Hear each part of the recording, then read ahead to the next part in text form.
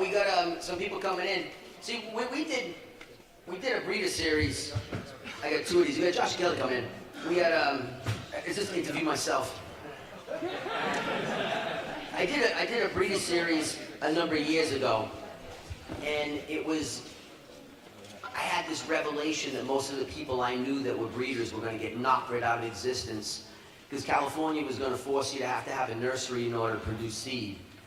And for most of the regions, in order to have a nursery, you have to have industrial commercial property. And so all of a sudden, cannabis became not just your skills, but your zoning and your real estate acquisitions. And I saw all these killer breeders that I knew, that I used all their material for years. And I really respected them. And I was like, man, nobody really understands the value of these people.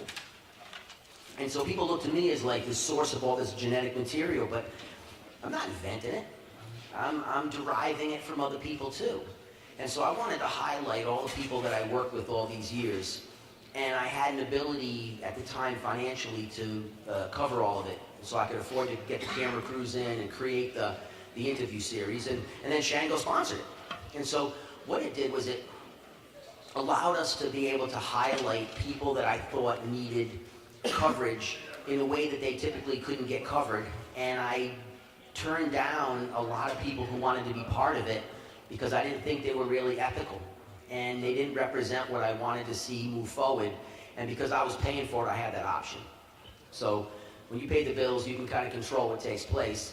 And the individuals I brought in, a lot of them had very little stage experience. So they were scared to death to get on the mic. And so what I did is I said, listen, let me bring you on stage, and then let's just have a discussion, and we'll just talk about what you do and what drives you, because what I want the public to see is your motivation and your direction. And that's what matters. It's not about marketing your products. It's about exposing yourself so that people can see the creativity that comes from you and why people should want to see your products. And since you don't have to justify it, you can just sit here in conversational sense. And it was a success beyond any dream I'd had of success in terms of how it impacted those people. And so a tremendous number of those individuals were able to get recognition. It allowed them to get access to people who needed them to come in and work with them in conjunction so they could then get a place to actually do their work. It created a demand for their seed stock that let the public realize I might want to play with that because they had made this emotional connection with them over the internet by seeing the interview. And it was just a tremendously powerful situation. I was like, man, I was so grateful I did it. And then, we get into new cannabis, and all of a sudden we're all poor because we're spending all our money on heavy permit levels. And I was just like, man, I couldn't afford to go and sponsor a whole new series. But I realized that it wasn't the camera quality or the mic quality or any of those things that made it what it was the people quality. And so when Josh asked me to come in and talk about genetics and markets, he said, hey, could you do some breeder interviews? And we tried to talk about, just breeding in general. And we were able to gather people from Canada that were local. We were able to gather people from Humboldt, Northern California local. We were able to do New England local. And then we tried to get the Michigan locals. And it's a little tougher the more you go into the states that are just coming out, because a lot of the people are a little afraid to reveal themselves. And a lot of times the people underestimate their value. And so what happens is they're like, well, I just chuck pollen, and but I just chuck pollen. So what's the difference? What's really the difference? And what I wanted to do was be able to highlight some individuals in the area. So we had a bunch of people that we contacted, and a bunch of us responded back. But I don't know any of them, because I'm not Michigan crew. So let's find out how many of them actually showed up today. But the point of it is we'll have some discussions about, and Kelly and Josh can come and talk about how they work with the ethical breeding. And hopefully we can grab, I know there's a couple people in there we can talk about that does local breeding. And they can kind of just talk about their story of what's driving them in the area they're doing and what issues they face. And it lets all of you kind of see these commonalities, which is important, because it starts to really identify the sameness, where you start to see each other on a different level of connectivity. And because of that, it makes you realize that none of you are that far behind or that far ahead.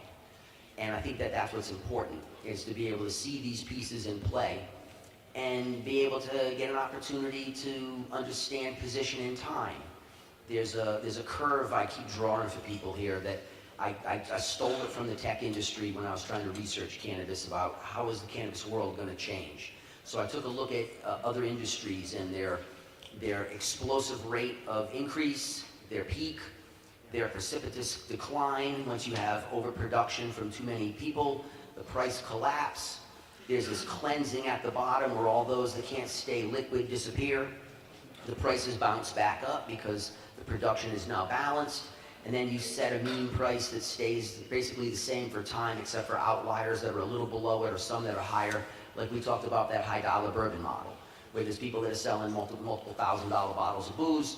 The neighbor's only selling them for 50. You're selling them for 2,000, but you're still selling the same kind of booze basically, but just a little bit more refinement. And so that curve kind of illustrates it. And when you see these curves, it lets you figure out where on the curve are you actually, so that you can understand, I got you, here I'm entering, I can expect to see this. And when you start to see your position on these curves, it lets you realize we have time or we've run out of time. And the run out of time is now how do you survive the collapse and come out. And if you have time, it's how do you build enough infrastructure while there's potential. There's potential profit, there's a potential speed, so that you can build the things you need so that when you collapse and come back up out of it, you already have everything and your overall costs are less, so you're not having to carry such a leveraged amount. And looking at the picture on a bigger level is that the breeders that we work with, those of you that are more dedicated than others, where you know people who have a good direction, you believe that they're good at what they do, these are the people that you start to work with, developing the lines you're going to work with in your regions. And so you have to work with them on selection process, and you have to work with them on giving them the ability to use some of your garden space to be able to have enough plant material to actually sift through to find outliers. And what takes place is that you start really having a development amongst all of you that works pretty good. And so let's see if we can find some of the people that were going to come in. I had a bunch of them too, man. I had like 7 or 8 cats that hit me up, and we sent them all into Josh. And I laughed because I had the same thing in Maine too, where a couple cats that came in, and I saw them come in the building, and then I saw them run out and get in their cars and drive away. And I was laughing, and I said, the terror. And, well, you know, it's exposure. But the main point is that what you're trying to realize is that the roles of all the individuals are important. And for a lot of people, the ability just to be on a stage and to talk about what they do, it's empowering. And it allows you to be able to just tell your story, and you're not trying to boast, and you're not bragging, you're just really explaining, hey, this is who I am, and this is what I do, and this is what drives me. And so if we don't pull anybody up, man, there's any of you that throw pollen on stuff, come on up and chop it up with me. And I'm not going to expose you like I'm Mud Wallace on 60 Minutes. And what it'll do is it'll allow us to have a conversation, because then people can hear your story and they can throw questions, and I can kind of moderate them out. So Josh and Kelly from Dragonfly are going to come up, and we're going to blast on it for a while. But if any of you, want and I did the same thing in Maine too, man, in Humboldt, where I'm like, listen, I know you good, and I know you're about it, and I know that you're very juvenile in what you do, but you're the perfect person to showcase the inception of the craft. And so once we start this with Josh and Kel, and any of you that want to come up and shop, it's cool. You don't have to you don't have to hold the mic the whole time. So what it is we got questions, and you can talk about what you're doing and your desires, where you're choosing your stock from, why you chose it, what you'd like to see take place, what are the factors that you have to take into account in your area, your zones, and how do you approach it. So that's really the basis of it. The breeder interviews were always made for the breeder. It wasn't about me. I had all my licenses. I knew I was going to move forward. I had all these resources. But I was tripping because I realized all these people that I thought were really gifted at what they did, they weren't going to get any credit. And with breeding, it's always these incredible breeders that you see, but I'm telling you, some of the nastiest stock I've ever touched has been coming out of people who ran a 10-pack in their closet. Because that's the beauty of genetics, that there's always an outlier. You never know where it's going to come from. You never know who's going to find it. And if you take a look at chem lines out of a single little bag of seeds, out of a bag of grass, he launches a revolution. You look at the cookie, you look at the white, you look at the UK cheese. These are all varietals out of seed packs that somebody found that absolutely create perp. These things, people found them, and they launch out, and there's people that say they created it and bred it, but whoever released it first found that seed in some form. There was no massive process. And I think that's important to realize, because what it does, it makes you understand that you're all in your own process of selecting, creating, and growing. You're all able really to discover something that's supernatural. And if you can get it into the hands of the other farmers, then it starts to really resonate in production quantities to make it work. And for guys like me that are nursery operators, what my responsibility was to go through people's seed lines and to select products that I thought represented what the breeder wanted to showcase. So I asked the breeder, when you bred this, what were you looking for? And then they'd let me smoke the parental stock and say, what I wanted, Kev, was I wanted some of this and some of that, but more in a little separation. So I wanted it a little more fruity in here and a little more gassy here. And I wanted that high to be kind of resonating. And I said, I got you. So I would go through the seed forms, because I can access it from the breeder direct, and I would look for what they were seeking. And then I'd find that, and I say, hey, is this what you want to represent your seed line? And they'd be like, totally, that's exactly what I was looking for. Now I can take that, and I can put that on the market, and I can give the breeder credit. So I can say it's Breeder Bill's cut of, OG dog. And what it does is it allows people now to get a clone of a product and run it, try it, enjoy it, and then say, hey, I'd like to go get seeds from Breeder Bill. And as long as you, as participants in this thing, you don't screw the person who puts the genetic package together, what you end up doing is cultivating people who can continue to paint pictures that you probably can't. Their directions might not be yours, and most of the time you don't want them to be yours, or otherwise you bottleneck the creativity. So if you have 20 people that are creative, it gives you 20 different directions, and as the market moves, you're able to move with it. As needs and desires change, you can move with it. And so for me as a nursery provider, what was always important was to give the credit to the people involved. And then as a dispensary owner, I was able to give store space to new upcoming breeders. So instead of trying to focus on larger companies, I focused on smaller craft breeders from the very beginning. And it allowed me to be somebody who helped develop a seed industry in my area. And eventually I became the largest seed dealer in all Northern California, which is not a small market. And it was all created by this. It was created by helping people that were breeders, by getting them stock that they needed, by putting breeders in touch with other breeders so they could do collaborative projects, by taking stock from breeders that I either sifted or they brought me that they wanted to use as a representation of their line. And you put that into the market, and as long as you give them credit so that they're able to receive the benefit of what they've done, you're able to take these people and highlight the work, drive them forward, and you ride right along with them. And so it's an incredible relationship you have when you have it with the genetic freaks of the game, where all they really see is a direction they want to chase and follow. And I don't think that very few industries have that type of creativity in that same way that's worked for us in cannabis. But you got to realize that some of you that have stores, some of you that are farmers, some of you who are going to be nursery operators, whatever the licensing lays out over time, you all have this ability to further each other's agenda by not screwing each other over on the credit. And so there's no shame in saying you didn't create it. There's no shame in saying you didn't make it. And you have to allow the people who do this that platform, and their success then resonates, and it also validates you as a selector, as a business developer, as somebody who's furthering things. And so when you're choosing people that are solid and you make them move forward in life, you get credit for that too in a roundabout way that most definitely benefits you, because other people then who are cautious see that you have been cultivating success for others, and that nobody is complaining that they got robbed or screwed. And what happens now is that you're able to cultivate new relationships with people. And I think that the problem with cannabis in a real way is that so many people that got into cannabis were empowered financially, and it allowed them to get out of the mainstream life because they didn't feel comfortable there. They didn't feel confident in conflict. They didn't like bullshit. What they wanted was a quality of life, and they go into cannabis and they find it, and with their little small group they can maintain it. But as they go forward, they're scared to death to move into the new economy because they have no trust and faith. And so what you have to do is you have to be that person that creates trust and faith.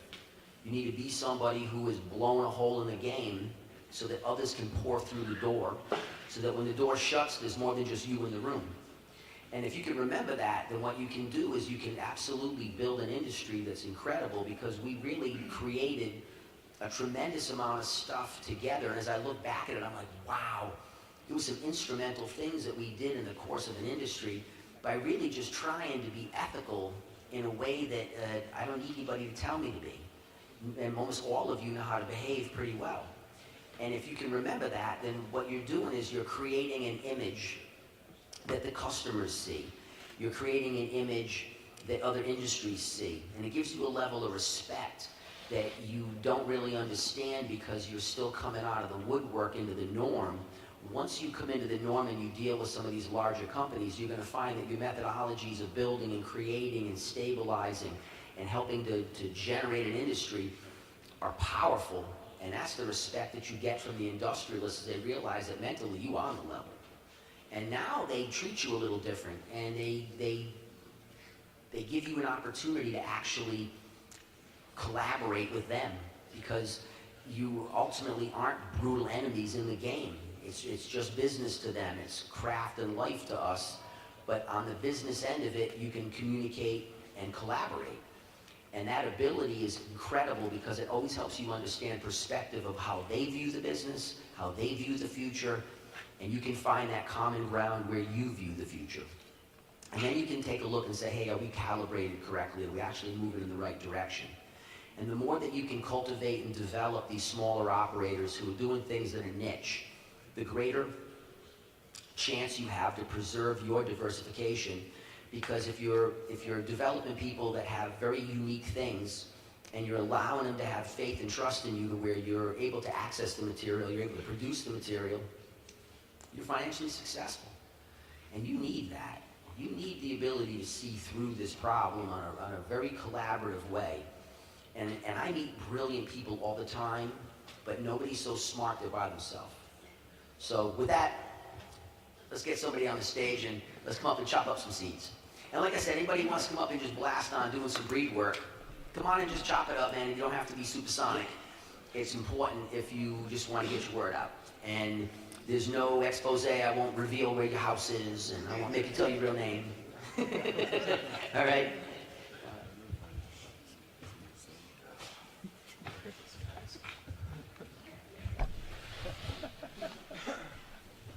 Thank you. Hey, everybody. How's it going tonight? Today? Whatever.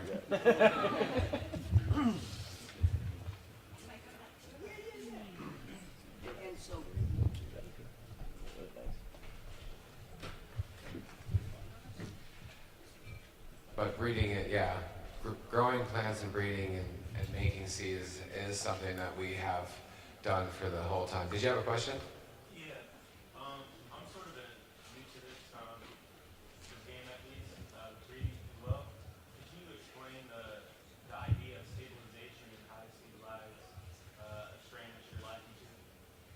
Yeah. Did you guys hear the question? He was asking, I'm new to breeding and I'd like to understand better how one works on stabilization. Right? Yeah. Okay. And you can add to this or whatever. Yeah, I mean, the idea of stabilization is generally before was to, go many cycles with a male and a female, each cycle taking from the new offspring, taking a male and female from each and doing that for 7 to 8 cycles to get some stabilization between all your plants, so that when you started seeds that you were getting a congruent mix in your stock. And seed breeders, nowadays a lot of people are just doing F1s, and that's what it's called when it's the first season. And you're going to get variations within that first. There is going to be vigor and stuff in an F1. I think it's good to grow F1s, and you can find a lot of new variations within the strain, but it's, you're not going to have the same same congruency within flavor and stature within a plant. So you could have some tall, some small, and stuff like that. So it's less common these days to find a truly stable strain, and it's pretty wild out there in the sense of seeds. Did you have something to add to that? Yeah, there's in order to technically be an F1, I have to lay 2 inbred lines together to do that. And what we mean by inbred lines is lines that are definitively that thing. We don't really have that in cannabis. We haven't really worked those directions. Some people do. Some people have some really stable work where they've been breeding the same thing for a long time, so they have a plan and a concept of what's going to come from the subsequent progeny. When we take those 2 dissimilar lines and we cross them, we get an F1. And what we get is we get a really good distribution evenly of these genes. And we usually get like a vigor infusion, because the more we inbreed something, the less we're cranking up the throttle. And so in cannabis, the problem is that you don't really have these inbred lines to work. And so when someone says, you know, this is an F1, what they're saying is, I had a clone and I grabbed a male of unknown value and I threw it on top, and then I put it in a bag and sold it to you for $300 with a nice box. and you know, and that's some good business, but that's some shitty business.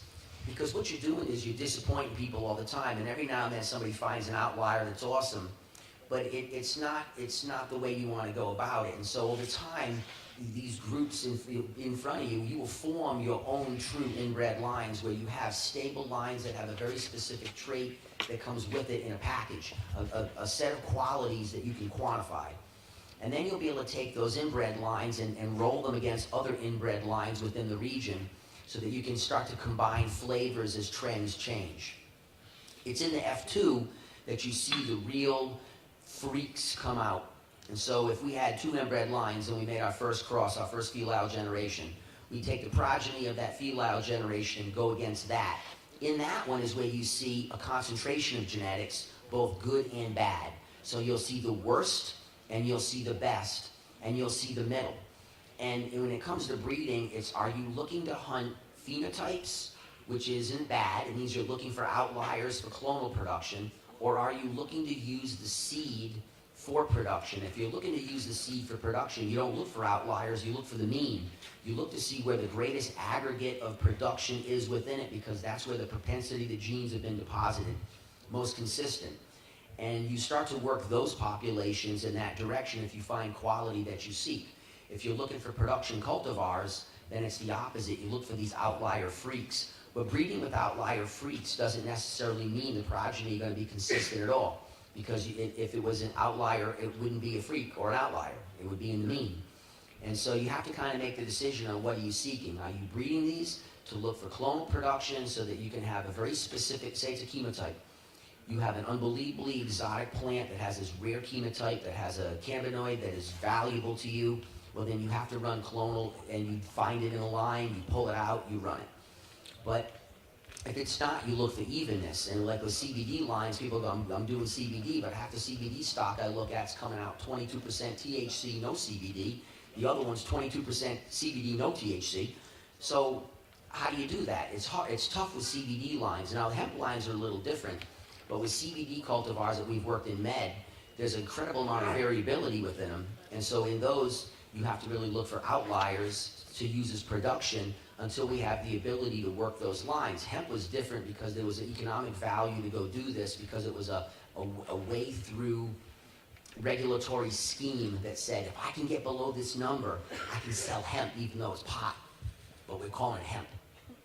Well, that breeding methodology, they had a much higher level of scientific breeding. CBD in cannabis was very early quality, and then it diminished because hemp came in as a replacement and nobody was making any money with CBD cannabis. So if you're not making any money, where's the incentive? So the people who had incentive were private people who were trying to seek chemotypes for benefit, but it's the same situation. You're in CBD lines, you're looking for outliers. You're in hemp lines, you're looking for stability. And so it's, what is your desire? Any questions? We got some people on the table here that are smart. Let's shoot some questions. Does anybody sell male pollen? I mean, we always sell seeds and clones, but I never see anybody selling the male portion. I know somebody who does. I collect it from other growers. It's definitely more of something that you get through other people that are breeding, and I think that a lot of people, you know, will share their pollen with you. I rarely see it for sale. I mean, maybe it is for sale, he's saying. You can buy it on Strainly.com now. Strainly.com is someone saying you can buy it. It's like an eBay for Okay. seeds, but they got pollen Yeah. too. And Well, that's awesome. Strainly's also the crew that comes up with some of these breeder rights documents. And they're just trying to create a place that allows people to function and operate, share technology, share genomic material, have an ability to learn how to protect the stock. A lot of times, you know, you end up finding people you're working with that are doing seed work, and you say, hey, can you throw me some pollen? People are terrified of throwing males at people because males usually take a long time to find. But for me, like, I hunt really killer males up, and I share them all the time to people that want to be breeders. And so if you want to be a breeder and you're like, man, I want to be a breeder, I need a good male, I'll help you source one up. And what it does is it allows you to go chase it down the road, and you've got to further the game. And then I get to access killer pollen back. And then we take the pollen, we put it into a plastic paper container that keeps it dry, we dry it. Then I throw it into a sealamine container, and I vacuum pack it. And then I just put it in the freezer. And then I can open up this package, pull out this pollen, warm it up, and then I can apply it through either brush or through inside a pollination bag. And it lets me have access when I want to go down the road. And so saving pollen is killer, because every now and then you'll get hold of a female plant at someone's spot, and they'll say, listen, can I dust one of these lower branches? But it hasn't happened to the degree that we'd like to see. And I get asked for this all the time. And as we go forward, you'll see it. But the clonal material is so in demand now for the sameness that I think it really diminished seed production in the short term. And I believe as we go forward, you'll see that change as the market starts to realize that diversity within the varietal to a subtle degree is excellent, because you stop gaining, or what's the word I'm looking for, where you become saturated on the cannabinoids and the terps you're receiving, and you start to get a muted high. And so smoking within a family of varieties that are pretty close, I think is a lot better for you as a consumer, because you're always really having to smoke less. Thank you. I've got I would also add to that people think it's, sorry, real quick, that, you know, that maybe fear doing breeding or using pollen because they're not used to it, or they're used to doing females. And I think that it's really, really pretty doable, and especially if you're just, you know, using a paintbrush or anything like that on a plant, and if you're careful and it's not windy. I mean, if you take some precautions like that, you know, it's amazing how doable it is, and how you can do individual branches. But Shane. Quick comment, and then my question. First, all the speakers this weekend have been pushing essentially community, right? For all you guys to get together and do stuff. And I just wanted to point out that on Vashon Island, where I live, the organization Vimea, I wasn't allowed to grow females at my house. And so, you know, I grew elsewhere, but not at my house. And so we set up the Vimea male library at my house. And so when people were popping seeds of like killer genetics and they got a male, well, they didn't want to run them, right? But they also didn't want to kill them. And so they brought them over to my house. So every summer I would have like 9 to 15 killer males, killer genetics. But I got one, right? Sorry. And then anybody who wanted pollen in the group could come over and shake that male and take the pollen and take it home. And it's a community thing. So like maybe your buddy's got a thing, and then maybe this other gal's got this other thing, and it's coming together to share that pollen, and it's fresh, and you don't have to go through the preservation, which really I have never well preserved pollen. So anyway, just, you know, when you guys start to pull together, you know, form a male library every summer and just trade that stuff. All right. Makes a lot of sense, and that I totally feel you, that we're feeling, you know, people here in the community are just realizing that how what a resource you have here, and getting to meet everyone, you know, and see how many people you have to work with, and there's a lot you can do here. So, yes. So then my question is, at what points do you cull, right? Some people wait, they'll run it in 1 gallons and then cull at the end after they've taken all their notes. Then other people are super aggressive, and especially if they're doing a big sift, if they don't go fast enough, they'll cull right off. And it seems like when to cull is kind of like this random thing that their mentor told them, right? So as professional folks, at what stages during the breeding process do you choose to cull during a sift? I mean, if you're going to do 10,000 starts, you're going to probably go a little bit by germination or by, how fast it comes up, and you're gonna test, how fast it's growing and everything like that. But I think with smaller batches and getting to know your genetics, I think that it's partly colors. There's a lot of questions that go into developing, a line. So I mean, you might be looking for color in the stalks or color in the seeds, or maybe a thin leaf or a fat leaf. And if you're doing hybrids or going for thin leaf variations, if you see big fat leaves and you're going for a thin leaf, it might be really easy to identify that in the beginning. But as they grow up and as you start getting into maybe phenotyping it, you can kind of check by the rub of the stalk and everything like that. The trichomes develop on the stalk pretty early, so if you're going for checking for males takes longer, for testing. So I mean, we do an early kind of germination test on things and see how fast they're growing or well they germinate in our environment. And then as they grow, we start doing it by flavor of the stalk. And then towards the end, it's before we also even kind of do muscle testing and do some kind of crystal work on it and stuff like that. And I don't know if you want to talk a little bit about that. So that's like generally 3 calls. Yeah, I mean, for us, and I'm sure Kevin can add to it. And again, it's personal. I mean, some people will be like, I can tell within 2 weeks, exactly what I need. But for us, we do kind of like, there's a lot of rules that get broken within cannabis, and sometimes you never really know till the end what you really, really have, or until you're smoking the joint. So, I wouldn't say that we call everything really early, when we're going. But definitely with males, and its stature, it's how close the nodes and the branches are growing together. It's once they start going outside or in a windstorm, it's how long are the branches and do they fall over. We really like to know that the branches are going to stay up, and that not having to trellis saves time for us and stuff like that. So the male has to be manly, is what Kelly said. Even during that first cycle, you can scout for like disease and pest resistance. Is it prone to different diseases? Who knows? Exactly. It gives it a chance. Go ahead.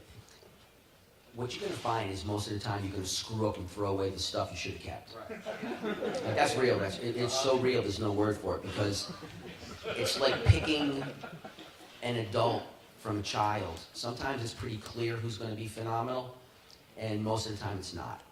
And so when you're really doing these sifts on seed stock, if you're trying to make sure you can hold the material so you can subsequently rebreed with it, it's where it kind of helps to have multiple people doing the sift, because then you can hold 100 plants yourself and do the test. You can hold 100 copies through the cycle, and then you can just keep cutting the copies back in size so that they're not overwhelming your entire operation. But you hold the redundant copies that represent the plants that you're actually sifting, because every time I kept something that was incredible, it sucked the smoke. And I was like, you gotta be kidding me. And the ones that I got rid of were incredible, and I said, oh my God, I didn't see it mature, I didn't have the vision. And someone's like, well, you can see the traits. You can if you're working the line for time. Like if you're working your product over time, you start to see consistent traits, that you start to see a linkage. But if you're working with new material, you have no idea what you're looking at. And so even plants that aren't necessarily awesome as kids, I realized, well, maybe it just didn't have the right starch in the seed to take off at the same pace. So what I'm seeing is a seed that wasn't necessarily complete. And so I'm seeing it compete with seeds that are complete. But once it gets moving, now it's not the same thing anymore. Now it's a juvenile and it's moving just fine. And so I used to say, all right, all the weak ones gone, all this gone. And what I found was that I was just really going after, vigor and scope, morphological traits, not chemotype traits. And with the advent of lab testing, I started really using lab testing early on all my predicative. So it let me make some clear decisions. Is the stuff that I'm working with for me, which means I could care less about the labs, but if it's for sale, if it's going to move into a market, it has to be within a range of numerics that makes sense. And so I can take a look at all these plants and say, these right here have very little potential for potency whatsoever. And so therefore, I don't want to bring them in my line because I'll drop it. And I've watched breeders take some incredible work and bring 26s down to 13s and then not sell any of it, and then have to go spend a whole nother year bringing the numbers back, because you can't convince people of what they already believe. And so they believe that numbers are real, and you tell them, no, they're not. And they tell you, no, if I crash my car at 70, I'm a lot deader than at 35. And there's just no way to really, $100 is better than $50. It's really hard to say that less numbers are better. Only experience is what provides that. So for me, I could care less what the numerics are. I don't even look at them until I choose my winner, and then I test it. But if I'm in business trying to develop a line that I want to be able to move, or develop a plant that I can share to do something, then I predicatively test it. It lets me find instantly where are my outliers, where are my numerics that I'm seeking, either mixed ratio, 1-to-1s, or I'm going for high THC or high CBD.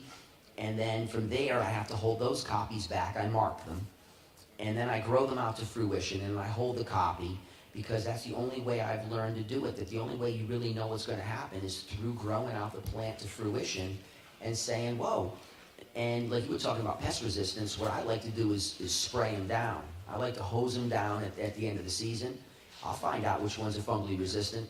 I'm not looking for nature to do it for me here. I'm going to do it myself with a garden hose and just hose them down and go, you and you and you and you were incredible, and I would have chose you. I wouldn't have chose you, but lo and behold, you're the one.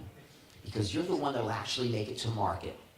And I don't want to have to use an incredible amount of organic methodology to help me fight the problem. I would rather not. I would rather let the plant fight the problem. And I would rather have it grown dry. I'd rather have the plant in symbiosis with the soil, not with me continuously having to add material on top to protect from problems that I shouldn't have if I did a better genetic selection. So for me, I always go genetics first, because that's where I feel strongest. So I always choose the plant that I know has the least amount of issues, that'll get me to the table. And then from there, we can start to look in those lines for more quality. But I never picked plants early that really resonated with what I wanted, compared to the ones that surprised me at the end of the Sift. So work populations that are small enough that allow you to hold material, and if you can do Sifts that are larger in conjunction with multiple people that are competent, you trust them to do a good job, then you're all able to bank the material. One of you might be the bank, where you're the better propagator, you have the ability to hold it. All the plants get tagged, all the cuts get held, one person holds the cuts, the other guys do the Sift, out comes the plant. I said earlier, I work with 3 other people as friends. We've been doing this for years, and it lets me constantly come up with killer stuff, because I only have to work one thing a year. And then they can work one thing, and the other person works one thing, and next thing you know, I have 3 brand new plants a year that are killer. That's no small feat. And you can't do it alone, and you don't have to.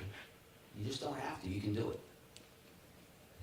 And yeah, so knowing what you're looking for, that's what he's saying is, like, you can do tissue culture early on, when they're young, if you're going for chemovars and doing something early, so you might be able to grow a ton of seeds. That's where early CBD breeding in the early years was really advanced through tissue culture, which you can do after 2 to 3 weeks of growing a plant. You can kind of find out which way you're going with chemovars, so that can be really helpful in breeding. But if you're breeding for hash, you know, it's going to be really different. You'll never know, you know, for, you know, how it's going to wash, you know, at the end of the season until you wash it at the end of the year. So, and then if you're breeding to find a good male, that's going to be probably your biggest limitation, because keeping a bunch of females is kind of what you would do with a big garden, but you can't really keep a ton of males. And then when you're going to keep pollen, you know, there's kind of a you know, situation with males.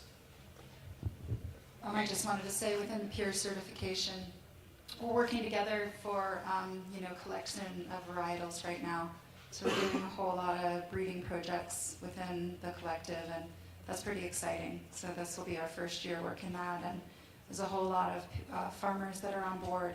So it's awesome. You can get like 20 years worth of work done in 1 year with a whole lot of people.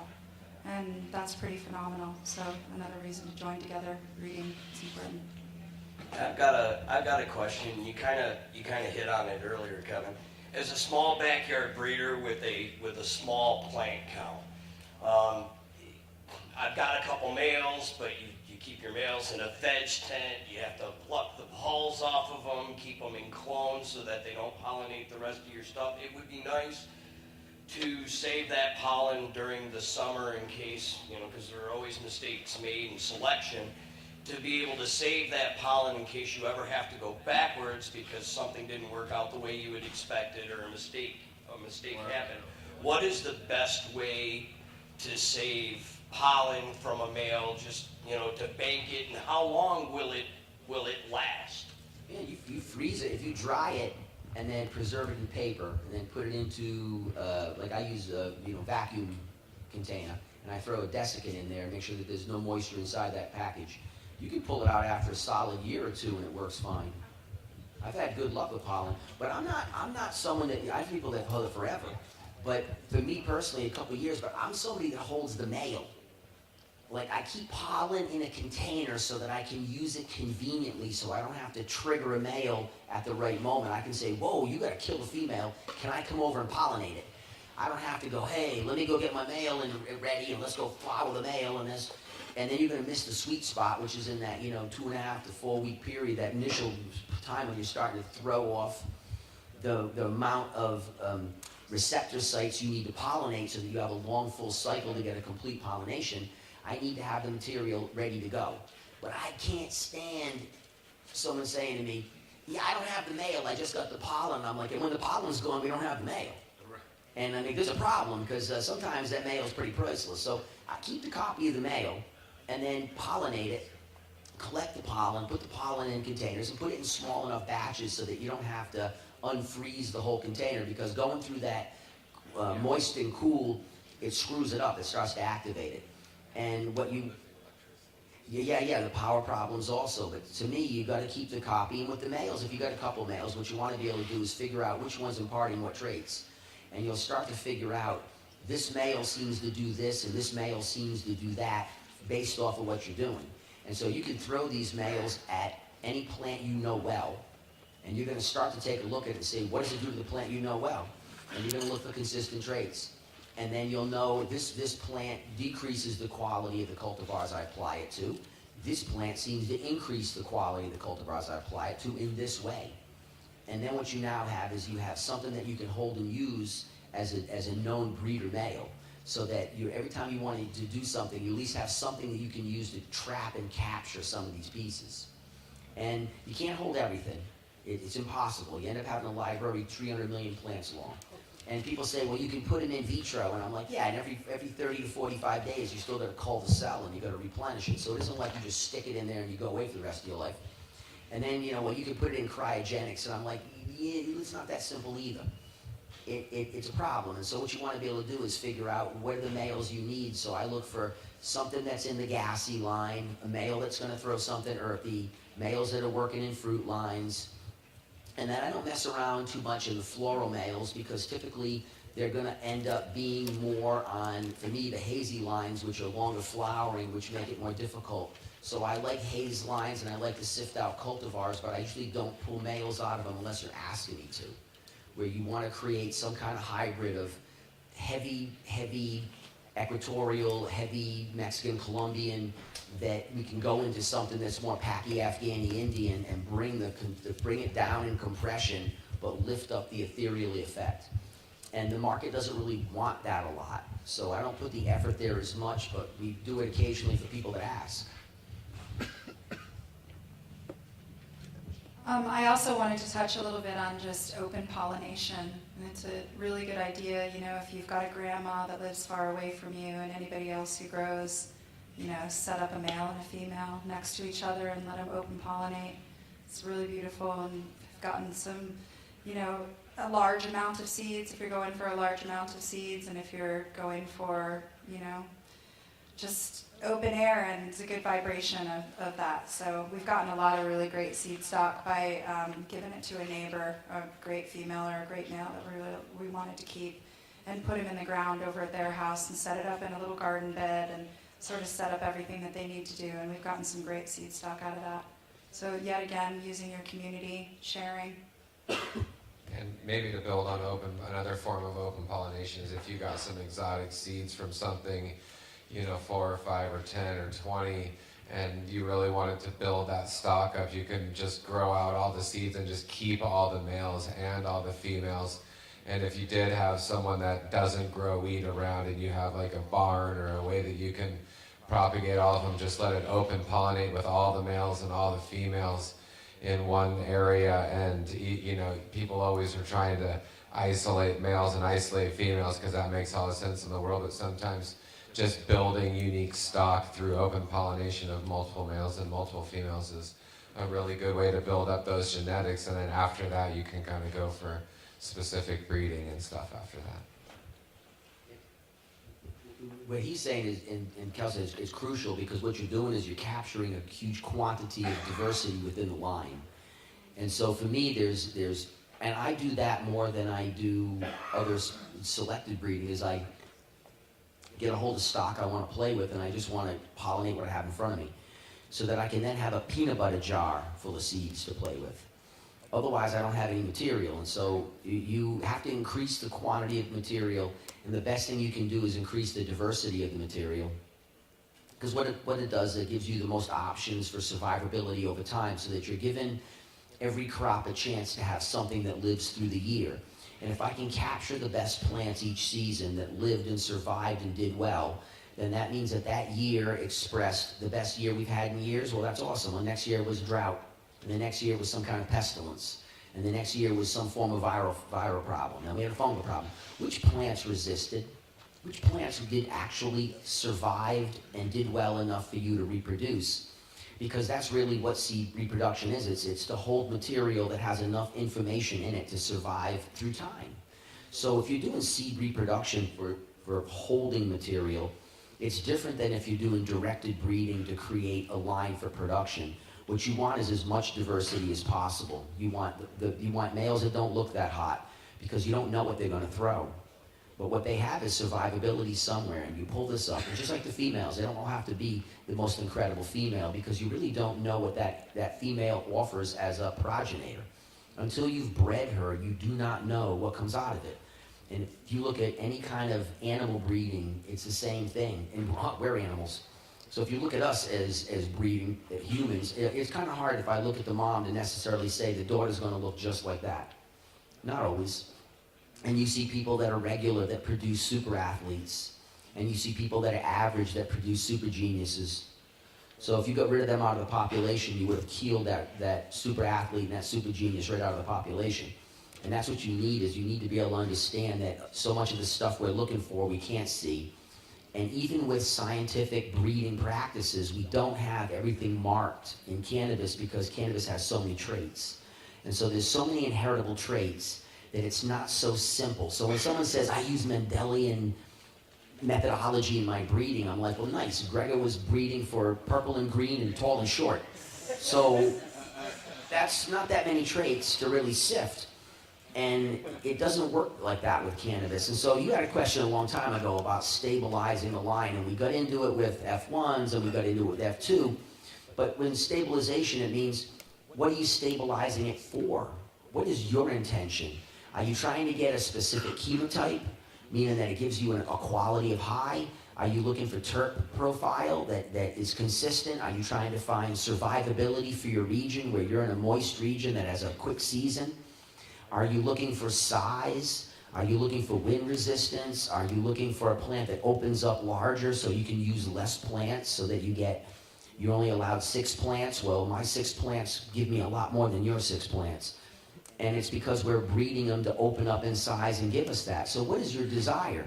And as you go through this over time, you can start to neck down these decisions and start combining them to where you're starting to get to, 60% give you what you want, and then there's 20 on the left that are horrible and 20 on the right that are supernatural, but the majority of the plants fall within a pretty consistent range.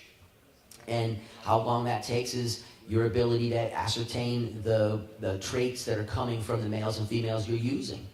And if you're doing what you're doing and you're observant and you're able to keep track of what's putting what trait on what, you can start to swing this direction in a lot quicker route. And you have to remember that in the old days, everything was these lines that was stabilized, but they were stabilized to survive. When we think of stabilized lines, we're thinking tomatoes and vegetables of the modern era, where they look the same. But the problem is they sacrificed quality of experience for same. So if you go to the heirloom tomatoes, you go to heirloom vegetables, they're pretty ugly, and they look twisted, and they don't fit into a lug, so they don't fit into that model. But that's where everybody wants to go and breed now, is because that's where the quality of experience is. So, what are you looking for? And so you make that decision, no one else does. And when someone says, hey, I wouldn't breed for that, that's okay, you're not doing it, I am. One thing I wanted to say too, in addition now with the concentrates and, with all the extraction methods, that just adds a whole other, form of what it is that you're looking for. So if you're sending off your flower to an extractor, then you need to really be in conversation with that extractor. What were the yields? What did that work? Also see it all the way through. And that, yet again, is more interaction with community. Because it's interesting, the one that you think that you're breeding for, then your buddy washes it, and it isn't the one that you think that's going to yield as much and have such a beautiful nose at the end. So, communicating that all the way through for how you're going to do your breeding the next time, I think is pretty important as well. And also, oils, it seems to be even oil extraction or lipid extraction or different alcohol extractions. Then if you see it all the way through, sometimes it's not the one that you were breeding for that had the highest potency. It's not necessarily the one that comes off in that alcohol extraction that had the highest potency in flower.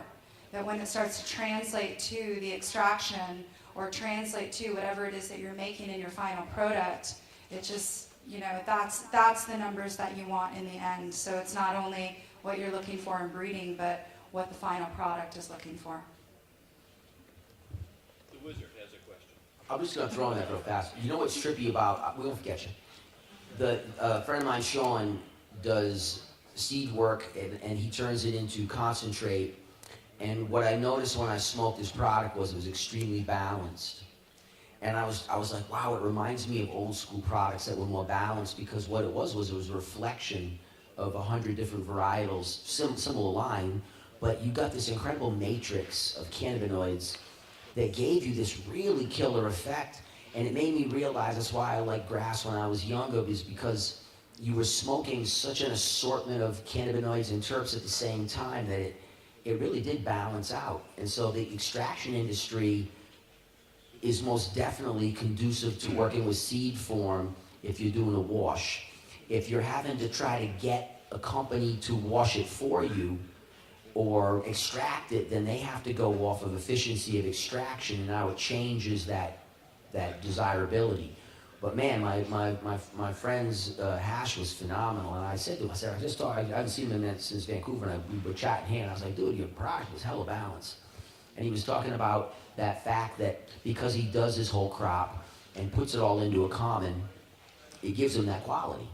And so it's a really nice factor, because ultimately as we get into the quality market, that allows you that ability to use from seed, have diversity, pick the flowers that you want that represent what you consider the best flower products, and the rest of it can be washed and combined and homogenated, and it's still killer.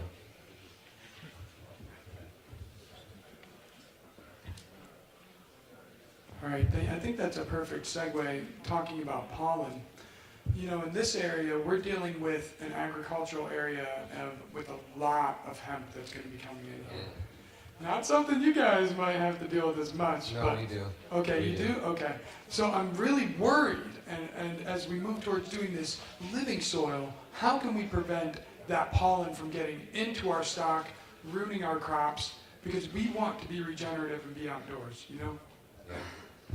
Well, I mean, ultimately, you're only as safe as the air that's coming through. I mean, you know, there's plenty of examples out there this year of, you know, CBD growers who are growing their CBD seeds and THC growers next to them let their pollen go and ruined the CBD seeds that they were working with and added too much THC to the strains, which makes their CBD strains not valuable anymore. So people like to say, oh, it's the hemp breeders that are gonna, you know, ruin the THC stocks, but it can go both ways. So, and they'll call it biological, you know, warfare and stuff, because, you know, it's just like with Monsanto's, you know, famous cases with soybeans and Percy Smizer, where, you know, the pollen went to his seed, and but he'd been growing, you know, seed for 50 years, and as soon as the pollen hit his seeds, it was owned by, you know, this other company. So, I mean, ultimately, it's probably one of the big elephants in the room, or the big questions with breeding is that, you know, how do you can't, on one level you can't protect yourself from it. You know, I mean, what I can say is, you know, grow as many trees or wind blocks, you know, around your property as possible, and that can help quite a bit. You know, there's a lot of trees that have a lot of leaves that are really, really good at blocking wind coming through, and you can layer it, you know, maybe 3-4 rows deep all around your plants, and I think that's really smart, because there's other things flying through the air, you know, toxic contaminants and stuff that can also stick on your buds, you know, and potentially fail your test through a pesticide contaminant going through the air. So I think that's part of polyculture, and part of food forests and integrated food forests is just, you know, that environment around you is your best protecting. And, you know, tall trees or the root systems, you know, for water and well systems and stuff like that are also another contaminant to look for. But I know, so when it comes to hemp and knowing how to protect yourself from that, you know, there aren't any classifications in that right now for hemp, and it's kind of difficult, because if you want to grow medicinal hemp, you're going to want to grow a high CBD hemp, and if you're growing all regular seeds, there's going to be a little variation to that. So it's a desire to maybe go with all clones and grow a whole, you know, field of clones. So there's plenty of hemp farmers that are growing, you know, a whole field of clones, or a whole field of feminized seeds. As another example why people do that is because they don't want to have a hot plant or a high THC, so they grow all female plants to keep their genetics in line with the hemp requirements. And, you know, that can be a reason to do that. But so some people that are growing hemp for medicine are not growing male and female, so they are not a problem for the THC farmers, and you want them in your backyard because they're just like you. They don't want pollen growing through the air. So I mean, I don't know that there's talk about this, but it might make sense that with hemp farmers there's classifications for fiber and hemp farmers, that, you know, this is a zone where it makes sense to have fiber and hemp, because really we want people that are in the prairies or with 1,000-acre farms to continue to grow hemp where the pollen flies through the air, because hemp seed as a food source is extremely valuable to the human race. You know, having hemp oil is an amazing oil, totally good for you. The fiber and its ability to grow fiber that can be made into concrete or hempcrete in one season, you can grow houses. That's extremely valuable to me, because I live in the forest where they cut forests down to build houses, and if we could, you know, have multiple uses of products going in to build houses, that would be really nice. So I think it's a question that you should really be talking about in your local area and jurisdictions. I know that we're talking about it in our area. I don't know if Humboldt's, there's not a lot of hemp growing in California at the moment because of the classifications, but Oregon is really big. So it's also like a potential huge problem. So definitely getting really in touch with your farmers in your local area like we're doing here. We've already said it a million times, but beyond this group in your local jurisdiction, talking to your neighbors and talking about the responsibility, because we don't really want to totally rely on feminized seeds either, because that's not going to progress our genetics. So there's a level of responsibility that comes to, you know, having male and females out there, but it's better for the genetics. So yeah. Your regulators determine these zones, and so what you really need to do is you have enough data now to say, hey, in these other states, the cannabis crop lost this much value, which means to a regulator tax revenue. So nobody really cares how much money you make or how well you do. It's how much taxes were generated. And the bottom line is if you couldn't generate the tax, so the county's going to make money on you for the county permit and for canopy. But the state's going to make money on you in terms of sales tax. So if you're not selling any cannabis product, they're not generating any money. And so if you can highlight the money problem as the issue to the regulatory board, saying what we need buffer zones. We need places where we can have no hemp and no cannabis crops touching. Then what you have is a safety zone. And I got a friend in Colorado that he worked through some huge populations and he discovered a triploid. So he has a triploid non-pollinated plant. You can't pollinate it. It won't accept pollen, will not reproduce because of its chromosome. And so he wants to be able to propagate that and use it in clonal form in places where you have this pollen movement.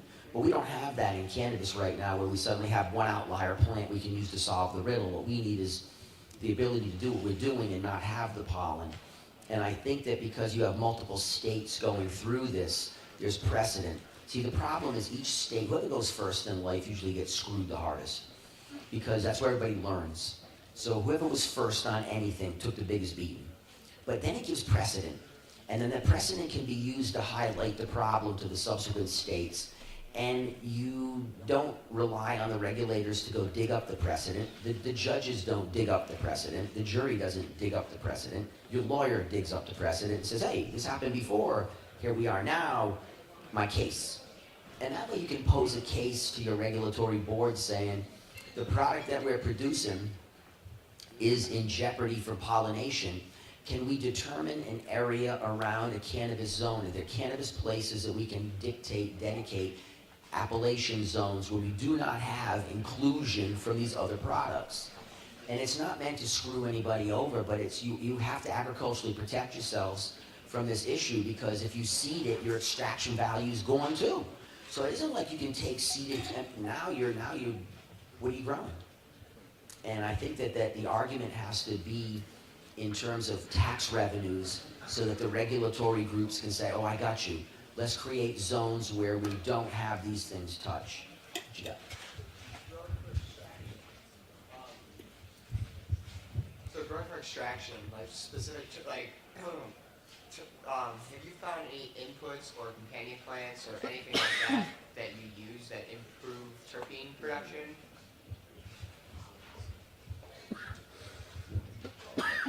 Definitely, we've been taking a lot of research and noticing that with regenerative deep soil practices, terpene levels are going up, like, significant. So any specific plants that you found as inputs to your soil that help with your companion planting or breaking down into the soil? Well, I mean, we always say definitely have a percentage of high terpene plants in your soil blends or in your ferments, because it's just a really good idea for microbiology. And it's a good idea in mimicking nature and letting the soil know that you're growing some kind of a floral. It seems to be like an intelligent practice. But as far as like scientific research, we don't have the research on that. But I think that it's a good idea to have multi-diversity, you know, within your soil beds so that it can uptake. And also, you know, creating the ultimate, most amazing soil that you possibly can, so that the plant has the ability to really show its ultimate possibilities. And when you have plants that show its ultimate possibilities, those are the ones that you want to save in breeding. Those are the ones that are like, wow, you're really happy to be here, and I'm breeding you to be here, or maybe in this environment, or, yeah, so. I would say nettles. Nettles. Yeah. So, But if I had to, just say one thing, nettles. And cannabis itself is, just regenerating. One of I would call them like your students, was working with me on my farm, and they did a nettle extract where they fermented it out in the barrels, and then we applied it, and did I measure the numbers at the time? No, but I measured them with my human calibration, where that was some loud shit, and sharper, bitier. So it's an opinion, so I would have to go test them out and then, figure out baseline and then that component, but he was like, hey, we know from your classes and through teaching that this is something that worked, and then they applied that to the project, and I saw a change in how the plant, and I knew the plant pretty well, but I didn't test it out to say, hey, what do we have here? But in terms of opinion, I could see it, and so nettle was something that was pretty valuable. It's just that, you gotta wear some heavy gloves when you're breaking this shit up. Or not, and that's good for you, because it is good. Another thing that I can say is definitely what is totally ripe and big time happening at that time that you're making a tea. So whatever is the most brilliant and the most healthy and the most vibrant and the most, pungent thing that's happening on your farm or in your area or your zone at that time is what you want to be using in that tea, because it seems to me that that's the most bioavailable at that time. Then you're really working within like seasonal nutrient feeding. so I've got a question about regional or soil adaptation over generations, because I've heard some great stories about like breeding melons in northern Minnesota, where melons don't like to grow, and after a few generations of seed saving and crossing, they're getting production. I've kind of seen it myself in my vegetable garden with broccoli and cabbage, because broccoli and cabbage do not like my garden for whatever reason, and the seed I'm saving is now doing so much better than the seed that I'm buying.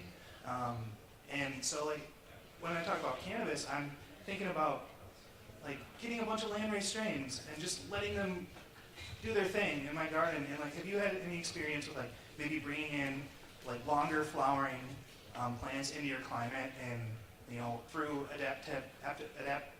adaptation and breeding through successive generations and crossing, are you getting some of those traits in a northern climate where you couldn't get them before? I mean, that's pretty much all the breeding that we're doing, for sure. So we're bringing in strains from all over the world. Josh and I travel all over the world, and we go there in these specific locations looking for old varietals, and then we'll grow them out, and then it's always the crazy greenhouse, and we're like, go down to the crazy greenhouse, and that's like the landrace greenhouse, and crazy things are going on there, and you never know really what to expect, but we'll end up breeding into a plant that really didn't produce much of a flower, but she was so potent, she was so beautiful, so amazing, and then we'll just keep that lineage going because we remember that potent smell that plant had, or an amazing stature that maybe one of them had, or we were really breeding maybe 150 different seeds or females of some Milana cream last year, and it was only one of them out of all of that just finished beautiful and early. I mean, were the flowers nice? No, not necessarily, but she really finished. So we were really excited about that one. So we bred our longtime varietal into her, and that's something that we have always done, and we've really found some really beautiful full range of exactly what Kevin was saying before, of what we're looking for, of what we want to see, or what makes me feel good, or when we wash it in the very end and we look at the hash, like I was saying, it might not be the one that you think is going to make the most beautiful hash, but it might be the crazy one, and then that's the one that you want to breed with. So yeah, I think that it's just constantly working and playing around with it and having a real, a lot of fun with it, and that makes it worth it from year to year.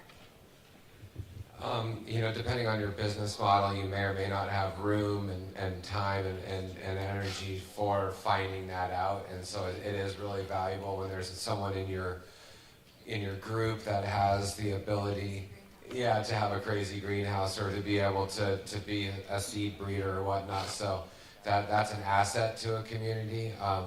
You know, the one thing that you'll just run into, because that's going to take, is, you know, finding out if it's going to finish or not. And so you're, you know, it not finishing is you losing that seed, you know. So there's going to be that happening to you, you know. So it's going to be like partly really hard and all that. So, and it's also, but it's also really valuable. But that's why we do it in the greenhouse, to kind of get a little bit of an idea. But seeds definitely, you know, will climatize, like you said you saw with your food seeds, will definitely climatize within 1 to 2 years. So that's why I made a general statement earlier on 7 to 8 cycles and everything like that. But, you know, generally after 7 to 8 years, you know, you've gone through enough of the cycles in your area to really make it work. So it is really extremely valuable, and I would encourage it.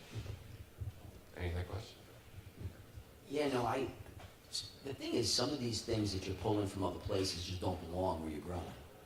So you're gonna work really hard to get it to function, and you're gonna have to compress the gene pool to find the outliers that work in your range. And it doesn't mean the chemotype's gonna come with it. So what you're doing is you're hunting cultivars that fit a region. I need the chemovar to come with it. And the problem is, once I start compressing it, a lot of times I lose it. And so what you can do is you can, like I got some stock from the Reunion Islands. So some of that stuff's like a 24-week flowering cycle. They got plants that go 3 years, almost like a perpetual, like it's a perennial, where you can pick it and it comes back and you pick it and you like for years. So some really freaky, weird stuff.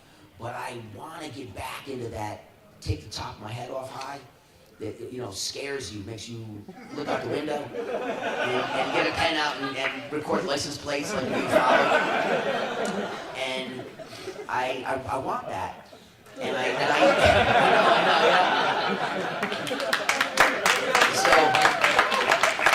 So what I know is I don't expect to necessarily get everything that I would get if I was in the Reunion Islands. But if I can get that population, because I'll take that group of seeds and I'll open pollinate them so I get a bigger collection. Then I can go through batches of 100 and find out which ones are workable to a degree that makes sense and have the qualities I want, and then I can use them to hybridize. Because a lot of this stuff, if it's truly equatorial, it's going to require a different angle of inclination of the sun to finish correctly, and we're not going to be able to do that where we're at. We're going to have to add supplemental lighting, and then all of a sudden now it's changing it again. And so what I want is stuff that's going to work within a range, and for me where I'm at, that's like mid-November. Mid-November is about as far as I can go in terms of weather safety. I still, because I'm full south, I still get good sun, and because I'm close enough to the ocean in altitude, I catch it pretty much solid right into mid-November before we basically start to get into too cold, so I'm starting to lose biological activity, and I'm starting to risk real rain, you know, big rain. Like you guys got storms, same thing, where all of a sudden we're like 80-mile-an-hour winds and 5 inches of rain, and your game's over. So I need stuff that's gonna work for that, but I always try to chase some of these outlier freak plants, but I realize that I'm not gonna get them. Yeah, and I'm not gonna get them just to be like, I got Zamal and Humboldt. No, I got a Humboldt version of Zamal. But it's still a Humboldt version of Zamal. So we're moving forward, and then we can hybridize and work and see if we can bring those, you know, ethereal traits into a better chassis. So maybe I can take some chemotype on top of the cultivar and work with it. But some plants just really don't want to be in some of these northern latitudes, because once we get cold, it's over. You can do the greenhouse, but now you're going to have to heat it and you're going to have to light it. And can you afford it? And if it's for your personal use or personal project, then I say go deep. Because I used to love doing, I was telling someone earlier, I used to run hazel lines out to 140, 144 days.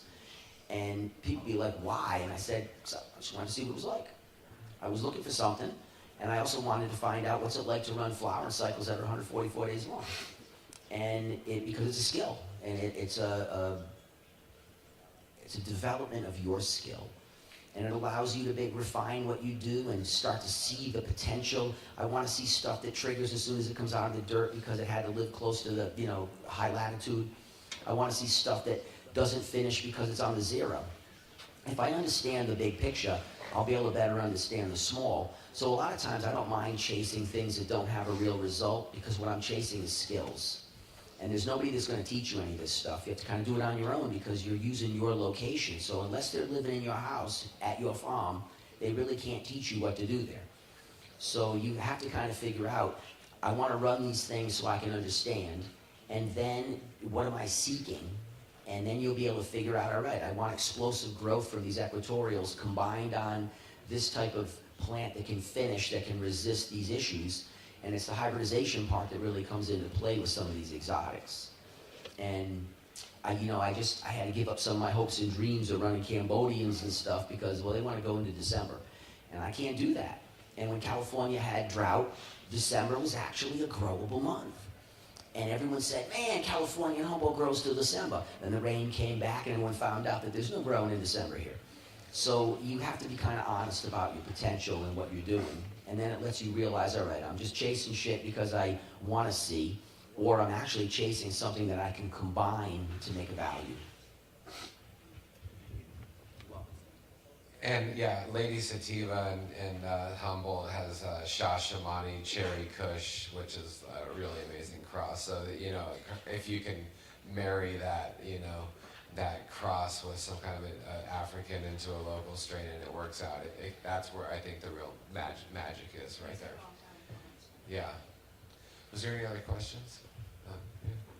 So with being in an area where I don't think that I have to worry too much about pollination coming from hemp, because I'm in the forest, not next to as much large ag.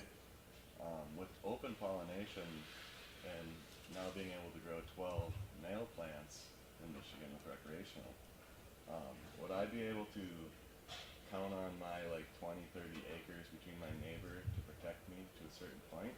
Or should I be worried to put that in a completely sealed greenhouse and make sure that that does not happen?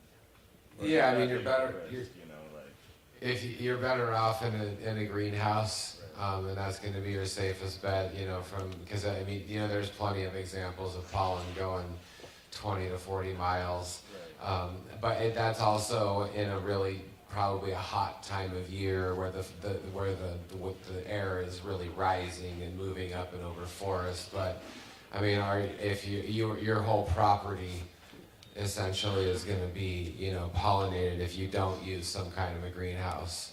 And if that's your goal, then that's really awesome. And now the community should support you and get to know you, and you could be doing a lot of research for people around here. But if you have like a pretty, greenhouse, even the size of this stage or something, with some filters on the outside and the ability to kind of maybe some shade cloth, even if it gets too hot, because you can't really open it too much. You have to have it really well ventilated, but that does allow you to make a lot of seeds in one of those things. Does it say anything to germination rate for keeping it in the bud as long as you can before you store it? Like for keeping the branch around as long as you can until you break it down? Yeah, you grow in the seed. The flower is secondary in that case. Right. But there was a point about pollination that a friend of mine brought up to me a couple years back, and he cultivated forever, and he's razor sharp. And he was like, man, I'm having pollination issues. And he started talking about how when he was young, pollen would jump up and blow over the mountain and pollinate another farm. And he said, I can't get this shit to jump across a table now. And it made me realize that we hadn't selected for pollination, really. What we've been doing is selecting for clonal. And we're not working with plants that have the ability to dump viable pollen that can move through time. We've really not put that into the genetic information. So with cannabis, a lot of times, our fears of having the pollen move are real, but the reality is a lot of that pollen's not quite as vigorous and viable as it once was. And if you go back to developing plants that you work to create pollen to grow from seed, you'll start to restore that vigor to it. Once that happens, then pollen's blown everywhere. But if you're growing anywhere near anybody else, to me, just be cool about it and seal that shit up. Or you're putting everybody else at risk, and it's not fair to them. And there was old cats in the hills that always ran that crap, and then it would pollinate everybody's crop. You mean, come on, dude. Like, no, it's all right. A little bit of seed makes the quality come out. and I can understand that, because that's really how you save material. But in the world of if I got seeds in my bag, I'm taking it back and I'm blackballing you on the internet. That's not what you want. And so you always got to make sure you're protecting the people around you from pollen spread, and then realize that a lot of plants now really have weak pollen receptors and pollen that leaves. Because we don't work the methodology that much. Everything's buffered indoor, and we just don't quite follow the same path of the past. And as you go forward, you'll develop plants that can really throw some pollen and that can throw it over the mountain. And then you'll have to go back to really segregating it completely. Following up on the old timers, is there, and this was a question, I don't have any experience with, when it goes to seed, changing the flavor, changing the chemical profile of the plant? Because my experience with other plants is, when it starts going to seed, there's a change in the plant. And I don't have enough experience with cannabis to have seen this over the long term. So I don't know if anybody else has. The only thing I have heard is DJ Short did their thing on one of the podcasts that I was listening to, and he said that when his seeded bud, when he got seeds in his bud, he did notice that there was a different taste change and a bit of a chemical change in there, but he didn't go into very much explanation on it. So the question is, if everyone didn't hear it, is when it goes to seed, is there a chemical, change within the plant? And I don't know if you want to speak on it.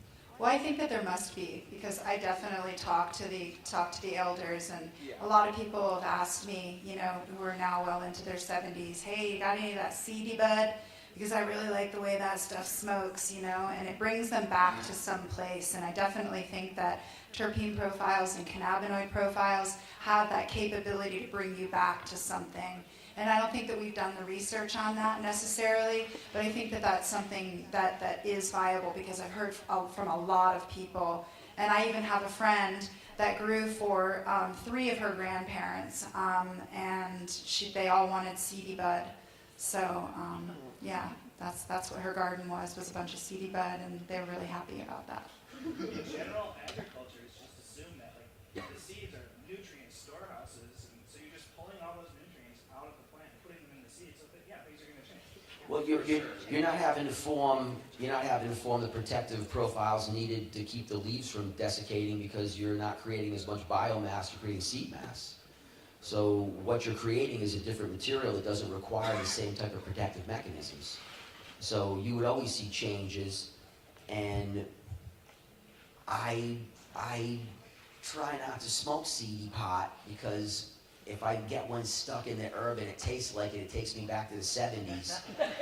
And I don't know if necessarily I liked that much about it then in that way. So if you were really good at de-seeding your weed, you were valuable, because you knew how to scrape seeds up an album cover and make them trickle and all out. But no, I can definitely see the changes in it, because I'm not smoking the seeded weed. So when I've already made the decision on what I want to pollinate, and if it's preservation, I'm not worrying about it because it's preservation. We'll look for the next piece. But the bottom line is, if you're creating seed mass and you're not creating biomass in vegetative leaf form, then you're going to have less overall cannabinoids formed, and you're going to have less overall terps formed in specific directions, because you're not going to have the same amount of material that you're having to work with to protect, because once you seed it, it doesn't keep stacking. It goes from, I'm now fertilized, and now I'm producing seeds. So instantly you see flowers change. They do not keep expanding, looking for pollen, looking for pollen, looking for pollen. I'm dead. They go, I was impregnated, and now there's spears that are tight with far less material on them. So I would see, differences in levels, but also I'm sure that the plant has to produce different terpene compounds in response to being impregnated, so that it can protect the seed. What's going to and attractions, so that, this is dropped or moved by bird or moved by animal. So is it attracting the animals to eat it now, or is it repelling them now? Well, as a female's body goes through hormonal changes during pregnancy, I would think the same thing would happen in a flower, no? No, it makes total sense. Those hormonal changes could bring about other chemicals that we can't find in unseeded flowers, no? Yeah, no, it makes total sense. You're always going to... And And I would even say, you know, beyond, because everyone's always like, oh, we smoke it, but if you're making a tincture out of it or making an oil out of it, if once the flower goes to seed, you're probably going to get more medicinal compounds out of it, would be my guess. You're probably going to get more of the, more of a balanced variation to it, and also maybe some unique compounds too. Say goodbye, everybody. Let's take another question. I have a quick one. Yeah. If you have a property where there are multiple buildings and or maybe you're doing indoor and outdoor, do you recommend just not doing any kind of R&D in regard to males or breeding or anything like that? Or is there specific equipment that you would recommend that will scrub the air well enough that you don't have to worry you're going to be bringing maybe outdoor things in and vice versa? Always do R&D. Always, always, always do R&D. Because R&D means that you're looking to your future seasons. That means that you're putting out energy for your future projects. That means that you're looking towards your future. It's really important. R&D for your community, R&D for your own farms. So anytime you have the ability to have separate, buildings that's fully going to keep pollen, safe and kept away for sure. Filtered, it's important. So if you can, I think that it's always important to have an area that pollen is going to be safe. Do you guys have recommended equipment or filters that you feel are safe for protecting both your neighbors? Like we know we have other outdoor growers there, but then HEPA filters. HEPA will do it. Yeah, oh yeah, HEPA filter is going to take care of it for sure. Cool, thank you. As long as it's big enough, to move a good amount of air. Go ahead. We had a facility that we started always receiving seeds in this one corner of the building, and the people were like, these plants are intersex, and I'm like, well, if they're intersex, then why are they only intersex when they're in that corner? So it doesn't make any sense. I said, something's going on. And so I went and I took a look, and I found a house down the street, like 2 doors down, that was growing. And because you can always tell when you're a professional grower for your whole life, you can always tell who's got something sparked up. And so I knew these guys were sparked up, and I realized that they must have been doing seed work, and the pollen was just moving because the wind would blow by, and the intakes for the building were right there, and it moved it through those plants first. So we were like, oh my gosh, so we put HEPA filters in that filtration material over all these ducts in the building to prevent the contamination, and it radically changed that situation. Because I don't want to stop them from doing what they're doing, because it's not my position. But I can't have you screwing up my operation either. So it's my responsibility to figure out how to get around it. And you can put them on the intake and then on the outgo. Yeah, you just got to be able to figure out your flow rates now, though, because you're going to have reduced flow in terms of air volume, and you're going to have reduced efficiency on your exhaust. So just understand it's going to change the flow dynamics. But when it comes to doing seed work, though, you need to keep pollen from the exterior. If you're doing outside work and you're running an indoor, don't let it contaminate. And if you're indoor, don't let it contaminate the outdoor, because I see it, And also an entry room into your building, so you have, a spot that you can stop and then open up another door. It's, just an easy precaution. In the back. Yeah, I had a question. You guys brought up, the desirable traits, whether it was on the chemovar or cultivar, hemp or marijuana. So, are we seeing? Then you brought up the Monsanto case. Are we seeing a regulatory? Cannabis Project has been part of this tour. She's not here right now, but looking to the Open Cannabis Project, who are some of the people who are working with genomics and IP, and it's a big topic among all of us farmers right now, because it's how do you protect your ability to make strains, and then do you want to patent it? And that's the big fear with federal legalization, is that it's going to allow potential gene editing and strain editing, and markers that they can put markers in your genes. I've been told that it doesn't take much of a variation off of that for it to be your own genetics. So it is really hard to own a plant. So I don't think we don't necessarily need to run out and patent all of our things, because it doesn't necessarily protect you in the end, but it is something to really look into right now. And right now there aren't any federal cases in the US where people are able to use genetically modified strains, but we know that they're out there, and we know in other countries they're starting to grow it. It's also been something that farmers have been nervous of, because when you start taking your material and giving it to people to get a genomic sequence, are you giving up your IP just in the act of learning the information? So it's a really good conversation to continue having. We're having conversations within our group about, with lawyers and looking and moving forward, and there's different countries are going to have different rules on it, and it's going to be a big marketing game, and there's plenty of people out there that are using those games to their profit, but plants all came from one place and they're going to another. So to me it doesn't make sense to patent something, because really you're just patenting like a moment in time. It's not, you didn't patent like all the generations that it took to get to you, and then 1 second after you have it and it goes into something else, it's no longer what you had. So I would think that's our personal argument or take on it. And I really, I always say this, I really think that the cannabis plant's going to have the last laugh. She's incredibly adaptogenic. She can't be treated like any other plants. I believe that, a lot of patenting companies and a lot of patenting lawyers and a lot of big patenting institutions have had tremendous success in patenting other plants. And I believe that they're going to have a lot less than that with this plant.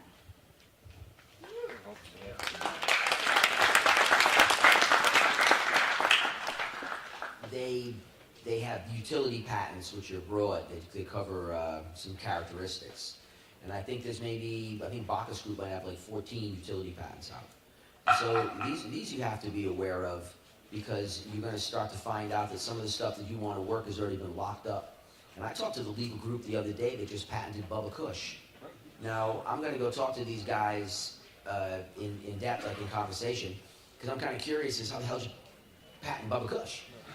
And I'm just curious how that happened. How'd you do this? And they'll explain it, because it's already been done, so it isn't like it's gonna slow the process down. But someone had it done, and I met the legal team that did it. The utility patents are tough, because yes, you can challenge them in court, and people say, well, they don't hold up. Yeah, this is in the U.S. But you have to actually challenge this patent, and that means you have to hire attorneys to challenge these people. And how many of you have the money? And so I'm kind of the opinion where what you're trying to do is at least create something unique to your region, and then methodologies in your region where you can have some patent on the process, some control over the cultivar, so that you don't lose the ability to run varietals that work in your region. And that's why you have to form these groups that allow you financial combinations, so that you can smack this guy right in the mouth the same way you're getting smacked, which is with money. And there's no other way to do this, because the people that are coming in see a smorgasbord of money by owning your material. And if you suddenly find that none of the material you're working with, you have the ability to actually sell without paying somebody, and their surcharge is more than the margin of profit, well, you just went out of business quickly. And so because cannabis is so unbelievably complex, any little deviation from the norm of what they have can actually be another patent. But the point is that they have your material and they can prove it, you have an issue. And so what you have to start to take a look at is, through plant patent attorneys, which plants have been patented, which broad spectrum patents, utility patents have been applied for and are in operation. And it'll start to let you know that that's not where you want to go play, because you're going the wrong route. And to me, it's an abomination for our industry, because when you start to control the genomic form like that, you start to instantly compress the plant, and it's criminal, because what you're doing is you're removing the diversity of a gene pool, and you are wiping out, centuries, millennia of evolution. And the fact of the matter is, to me, with CRISPR Tech, what trips me out is that CRISPR Tech is gene editing, and it works really well for some very specific stuff, but on complex plants, it's far more complicated. And when you change a gene, you drag other genes forward with it in a gene linkage. And the problem that I have more than anything is that I've been smoking cannabis for, over 40 years. And I mean, I smoked a lot of cannabis. And I don't have any lung problems. I'm a good endurance athlete. And when I go to the hospital and get my examinations, I always laugh too, because they always tell me about the health of my lung. And they're like, my God, your lungs are unreal. And I laugh, because if I had told them how much herb I smoked, they'd fall over and die. So I know that for me, in my example, I haven't had any lung issues, 40 years of consuming cannabis, and my fear is that when you get into CRISPR tech and you start to manipulate genes, do you change things you're not aware of with the linkage drag, and do you take away the carcinogenic resistance? Now all of a sudden cannabis is a carcinogen, like tobacco, because something in the genealogical form is preventing us from catching it, using it, and it actually helps you fight cancer that you've caught from other things. So if you remove that, then what have you done? You've taken away the holistic power of an unbelievable universal medicine. And to me, that's scary, because once you get that edited plant into the system and it starts to move through the line, which it will, every time you do a salmon, it escapes. Anytime you do any plant weird, it escapes. And we know this through our history, that this has never worked well. And when you start to do it with cannabis, which isn't just this product we use for recreation, but it's an unbelievable medicine. And I used to not believe that. I used to only see it as drug. And I was cool with that. I had no issues with that at all. But when I got into medical cannabis, I couldn't believe what I saw, because I got to see so many different ailments really, really affected positively from cannabis use. And it blew my mind how many people benefited, and to the degree they benefited, and how simple it was to benefit. And it changed me as a person. I became very much more connected to people because of it. And I became way more of a medical advocate than I'd ever been prior, because I realized that this incredible holistic medicine, if we manipulated it with our lack of knowledge, then we would change something that was absolutely supernatural in its potential to take people to another level in terms of health and wellness. And yeah, cannabis superfood. And I don't think that I'm qualified to push that forward in that direction. I'm not. What I want to do is just work with this existing, and I want to preserve materials so that we have these tools, so that down the road, when we're more intelligent, we know how to mine into them and use them in all these different ways that we don't know now. But when you start to get these guys in the labs, and they're going to start messing around, and they're going to pull out some incredible stuff that has unbelievable growth rates, phenomenal profiles, exceptional resistance. You're going to see that stuff in real production by these massive companies. If that stuff gets into your world, then all of a sudden now you have mix. And that's why I always tell people, preserve your seed stock, put it away, stash your shit. Trust me, in the future, you wish you had, because what you'll have is material that's unpolluted. And if you look at South America, you can't really even find much material that isn't polluted with Dutch genetics. And they don't, same thing. All these places that had incredible stock that had been selected for spiritual usage, gone. And we don't have any of that material unless someone's held it someplace else in little tiny micro pockets. And all those people that held it are getting older, and they're going to die, and they're going to die with their material. So you got to watch out. So on that, are you saying that there's no actual genetic land races left? Yeah, very few that haven't been contaminated. It's kind of like when you get Teflon and polar bears, kind of lets you go, well, they're not cooking on a plate. So the movement of things around the world are really pretty spread. And I'd say that most of the regions that produced what we would call land-raised cannabis that had been sitting for a couple hundred years, every one of those regions, if it's in Southeast Asia, war. If it's in South America, Central America, Mexico, cocaine. If it's in, or war, civil unrest. If it's in Asia, heading towards Russia, they cut that out through communism, where they burn it with flamethrowers. You get into Malaysia, those areas, any of that grass, they catch you, they kill you.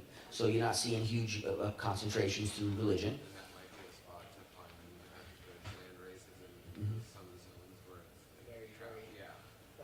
where it's trapped. Pakistan, Afghanistan, war and opium. Lebanon, Morocco, same thing. You look at Morocco, where it's this massive hash region, they're just going off on Northern Dutch genetics. And so, you know, a lot of companies have. I mean, I know guys that sell seed to them. But the point of the matter is that you're holding probably some of the best material available because you've been rolling it around for a long time in your regions. And that's why you want to connect with these older cats that said, listen, I don't care what's on, what is that internet thing? I just want to grow good grass. And what they've done is they've got cannabis that's worked over time in a place and stabilized. And so, in a sense, it is land race because we've destroyed the stability so much in so many places that how do you define land race now? And there's still good genetics. Mm-hmm. You know, the Congolese is something, you know, people really love the Congolese, and the Malawi could potentially have, you know, more THCV, and the Swazi, and, you know, there's a lot of regions that people are still looking for good genetics. And I just wanted to touch back on patenting. Something to talk about is that patenting a finished product is something, you know, you really want to look into, and we are really telling people over and over again during this weekend to create products, finished products, you know, whether it be with your community, whether it be on your own farm, you know, that's part of your branding and having a product, and that sort of stuff can be patented, and that will give a little bit more protection. But again, you know, the patent process is really a game of how much money you have.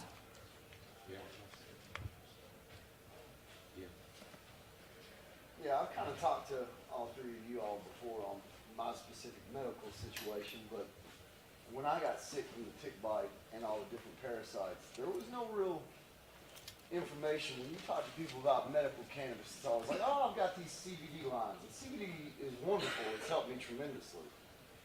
But it was the THC lines in conjunction with, you know, orally taking CBD every day that really pushed me through. And that was a lot of stubbornness and stupidity on my half, leaving Kentucky, coming up here and just cracking a bunch of seeds. And then I got into a little Royal Kush, which is out of Mandelbrot and all that stuff out of California, which was sifted out of powdery mildew control. When I first grew it, it wasn't based off that. It was just I started running it because that was the material I had off RSO and dry sifting to take. All my fungal and bacterial loads go down. I get tremendously better. Doctors, neurologists, everything don't really understand why. Two parts. One, if Mandelbrot takes the chance to sift that much shit back in the day illegally, like I do believe at some point if doctors do something with that, that family should get something out of that for putting in all that work, you know? So I guess I understand patents in that little bitty grassroots part. Second part, is there any database or anybody keeping track of, everybody's like, marijuana kills cancer, THC kills cancer. What strains? There are tons of strains. Bubba Kush helped me go to sleep for antibiotics to work as one, but it didn't really kill me. There's tons of different strains. Is there a way to find that information for all the different people and their individual chemical variants to find like, hey, this Alien Fire OG actually does shrink such and such. This does work for that, because that's been the hardest thing for me to find. I reach out to breeders of these seeds, and they don't even know how to answer me. I mean, yet again, it's coming back to community. We're in the inception of this industry right now, and of course there's been a whole lot of work on clinical trials with specific strains, clinical trials with specific cannabinoids, you know, the isolation of specific cannabinoids or terpenes and the terpene ratios, but we're so in the inception of this industry that we don't know a lot about this plant. She really hasn't allowed us to know a whole lot, so that's why I can't encourage you all more to collect that data. That data needs to be collected. That's what we're talking about within our collective and within the Pure certification, is the collection of this data. And we need to take that really seriously because that's going to be the responsibility of the cannabis culture to bring that forward. I don't really believe that's going to be the responsibility or the rightful responsibility of the pharmaceutical industry to bring that information forward. So if we want to have claims on that and we want to have, you know, the original data, you know, I know we've been breeding for specific medical issues and maladies for, you know, 25 years. And I think that that's really important, and that's a cultural thing. So in order to bring that forward and in order to gain access to that, we're going to have to do that ourselves. I would like to also point out the Caladrius Network. They're a network in California. Forrest Hurd is a really amazing person. Forrest Hurd and the Caladrius Network in California has been working with children and Wade Laughter from the House of Harlequin. They've been doing a lot of work with kids and children with ailments and families that don't have anywhere else to go. And they have a tremendous amount of, you know, clinical studies based off the families that they support and on milligrams and dosage amounts and stuff. So, and definitely with strains and varieties and stuff. So we really love the Caladrius Network and you know, ICCI and different places, you know, that are institutions in the world do have a lot of, not necessarily strain specific, because the hard thing is with strains is they're not stable, so you can't really say what a strain does, and that's what's been proven through the studies is that you can't say that, say a Bubba Kush, you know, grown and doesn't have like the same clinical study, you know, the chemotypes, you know, chemical compounds that it would if you take it in a desert area or a thing. So and then at that point it becomes more about the compound itself. And there are a lot of studies about what compounds do in the body, but I think there's so many different kinds of dispositions within people that changes within each person and stuff. So that's what I love about the cannabis medicine is adaptogenic, but I like to think of it as like it's a fractal medicine. It's got a fractal of impossibilities of what it can do from the grow matrix to the body matrix and then to the ethereal matrix with our emotions and everything. So, and I really love that about it because it's kind of like with fungi. There's really no rules. There's just sort of guidelines to the whole thing, but definitely looking towards networks. WAM, you know, Valerie Corral down in California has been working with people.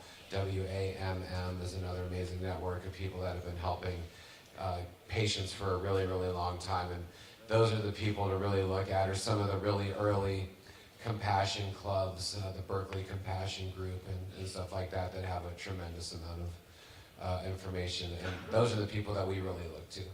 And I was just saying, and even those organizations that have been working really strongly since the late 80s are just now starting to collect all of their data and get it together and realize that their data collection is really important for the future of the cannabis plant. You know what?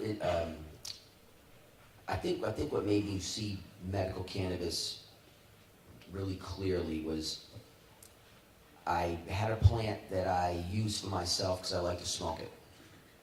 And we had people coming into the compassion program, and there was no herb that day left for the people that came in. We already given up what was there. So this guy rolled in a wheelchair, and he's like, oh man, I could use some grass. And I was like, hey, well, I got some of my own pot in my backpack. I'll just give it to you. So I give him this weed, and he comes back the next day, and he said, man, what was that? He said, it took care of my spasticity. And I said, well, it was some of my private pot. I said, I'll give you another bag. Let's see if it works again. And it worked again. So then he and I started to figure, well, maybe we found something here. Maybe it's in chemotyping. Maybe it's in terp profiles. So we tried to find as many things that was similar to that as possible, and none of them worked. And so I said, wow, that's pretty interesting. So I started taking that plant, and I started giving it to every single person that I was dealing with that had spasticity, some type of shaking, tremors, neurological issues. It didn't make a difference what it was. If your body jerked and shivered, that's what we would give you. That was the LA Pure Kush. And I really liked it because it was just A+ flower. I mean, rip you in half when you smoke it. And I couldn't believe what it was doing for these people. And so I talked about it, and the next thing I know, I got people flying to me from other parts of the country with these incredible problems that were spasticity related. And because we grew a lot of it, and my crew grew a lot of it in general too, I could always access a bag. So when people flew in and they came to me, I could go get them a bag of the pot. And then they could try it, and then I would give them a clone. So they would be empowered to deal with their own issue. And it got to the point where when I went over to Germany, I had the scientists from the Belgian government come and meet me, and they wanted to talk about it because they were fascinated that it had worked across so many different issues. But no matter how much we took that plant and bred it or selfed it, it wasn't the same. It's that plant seemed to have an ability to work on a specific problem across an incredibly wide range of issues. And when someone asks me what's the one plant that I'd keep, it'd be that one. And it's because I love to smoke it, but it's because to me it has an ability that's unbelievable for a very specific thing. And I like that about medical cannabis in that respect, because for a lot of people you're hunting to find the magic combination. This plant seemed to have that combination for a specific issue. And it was the first time I had seen that. And I was involved in all the early CBD development. So I mean, I got to see CBD born in America, and I got to be somebody who helped drive it through the system. But the pure kush is what really made me see medical cannabis differently, because it worked across the board on so many people, but no matter what we did, we couldn't get the results to come out, no matter how we tweaked the mess with the plant. So it's one of those things where when you're talking about your medical benefits and is there a database, there's tons of them. I go online all the time, pull up databases. This does this, this does that. Well, it did it for you. But did it do it for you, or was it because you changed your diet at the same time? Did it do it for you, or did your stress level decrease because of placebo effect, which is pretty real? And did that do it? Did the cannabis relax you, which let your immune system back up, and did that fix it? You don't really know. And so the problem is we haven't had enough ability to do actual scientific testing to double-blind prove the hypothesis so that you can say, and when that happens, we'll lose that ability to even distribute the plant, because now it's worth a lot of money. And so, you know, for me, what I did is I made that plant available for a long time, so I put it in a lot of people's hands. So if you were ill, you had the plant, and I just told you, hang on to the damn thing, because this is what you're going to use. And it made radical changes in people. I mean, I was watching people, I had people come to me that were dying of hiccuping. I didn't know that was a problem. And I met a gentleman who had to drink a substance that made him vomit. And when he vomited, he said, okay, I got 15 minutes to talk before I start to hiccup again. And he was a very successful individual, very bright guy. He had hiccuped himself into poverty and was dying from hiccuping, and his body was shutting down for perpetually hiccuping. And it was trippy to see it, and to watch him drink a substance and vomit and then talk, and then 20 minutes later do it again so that he could continue talking, because otherwise he could not speak. And I was like, what is, and he looked like shit. And I was like, this guy's gonna die. So I got a hold of my buddy, we got him a sack, and he had friends, and I gave him the plants, and he went back to where he's from. He came back and saw me in a year, and I couldn't recognize him. I didn't know it was the same guy. And he had looked like he had 15 years had come off his life. He was healthy and normal, and now he was this unbelievable advocate of medical cannabis, and he was taking that material that I had given him, and he was pushing it into people that had similar problems, because now he was aware of these issues. And I think that's what you have to do with some of this stuff, is you have to grassroots it in the most simple way, where you discover something that has an incredible value, and you try not to monopolize the value, and you move it into the community to benefit from. And the problem is everybody's like, yeah, but that's where all the money is. But the problem is that when you go after the money like that with holistic medicine, you completely cut out the people who need it the most. And that was where CBD came into America, where it really came into the US. Wade distributed his products to people. I kicked out as much CBD material as anyone in human history. And Lawrence was a phenomenal advocate too, and Lawrence was even deeper than I was, in the sense that Lawrence was making medicine from the CBD material he was working with, and then using that material to help people. I had the ability to propagate tremendous amounts of material, and because we controlled the material, we were able to drive it into the system. And no one could figure out how to make money with CBD back in the day. If you can believe that, it was worthless and no one knew what to do with it. They didn't even know what it was. And I saw what it did, and I wanted to see it move through the system, and I knew the only way that that would happen is if we gave it to you for free, and we allowed you to then propagate it and to create your own like recovery groups. So that way what people would do is they would work together to holistically solve their problems. And then I knew the genomic form would be available all over the place. So they wouldn't just be able to stomp this out when it was convenient. And people wouldn't need anybody to help them. They'd have the tools. Well, because of that, we don't really have the database because I'm not making, because someone said, in order for you to do this, Kev, you should have made them fill out a form, you should have made them give this thing. And I'm like, when you're trying to help people that are in desperate need, you don't need to make it any harder. And so a lot of the data got lost because it was not asked for. And so a lot of the databases that I see pop up, I kind of question where you're getting the information from. And I question what was the standardization of the testing that said this works. What I use is from dealing with people directly. And it makes it easy for me because I can say, look, I saw this do this 300 times over the last 8 years. And it just seems to be these things work. And no, I don't know why, and no one else does either, and we can't quite understand what's taking place, but we can say in general, these things seem to work for these purposes. And when you came to me and talked to me at the Emerald Cup, it blew my mind because I know that you have all these properties in cannabis that reduce the issues you had, but you're the first person I met that used it and had that change, where you used it to alleviate a problem, and you were like, man, this is what I found, this is what worked, and it blew my mind because you and your desire to heal went and looked, and from it, and you did research, you said, hey, these things are in these things, if I do this, I might have a chance, because you didn't want to be crippled primarily, and so you said, I'm going to go and do my own research, I'm going to do my own R&D on me, and so you're your own guinea pig, except that you found a way through. And so really, you're the one of the people that can create this list you're talking about I'm somebody who used products to alleviate this issue, and with the number of people who have the same problem you do, that's huge. And that's why, like with me, with the spasticity, the number of people I saw that had damage and nerve damage that made them jerking around out of control, I was like, whoa, we can say that Pure Kush does that. You can say that Royal Kush helped you there. And now we have 2 varietals that we know worked, and then if you can now take that and apply it to someone else and they have similar effects, now we can start to say, wait a second, it's not just your chemistry it's working on, it's on other chemistry. That's why I can say Pure Kush works unbelievably well, because if you had any tremors of any form, you became my guinea pig. And I'd say, hey, can I give you some free pot so you can test it? So we can find out if it works. And people, if they understand what you're trying to do, which is help them, they're down. They will do the R&D with you. And so you're the first person I know that used cannabis in that form, that had measurable results, that you said, hey, I chose it for this purpose, it worked, here I am, improved. And you radically improved.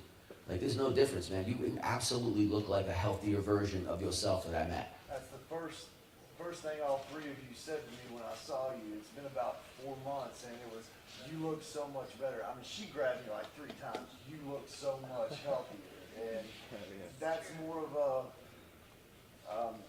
it lets me know I am on the right track with the stuff I'm doing, because there's just not a lot of research on the individual parasites and bacteria I caught from this tick. So just somebody saying, you look better, you look real rough, you're doing better, is just a confirmation of it is going better. Oh, there's no question.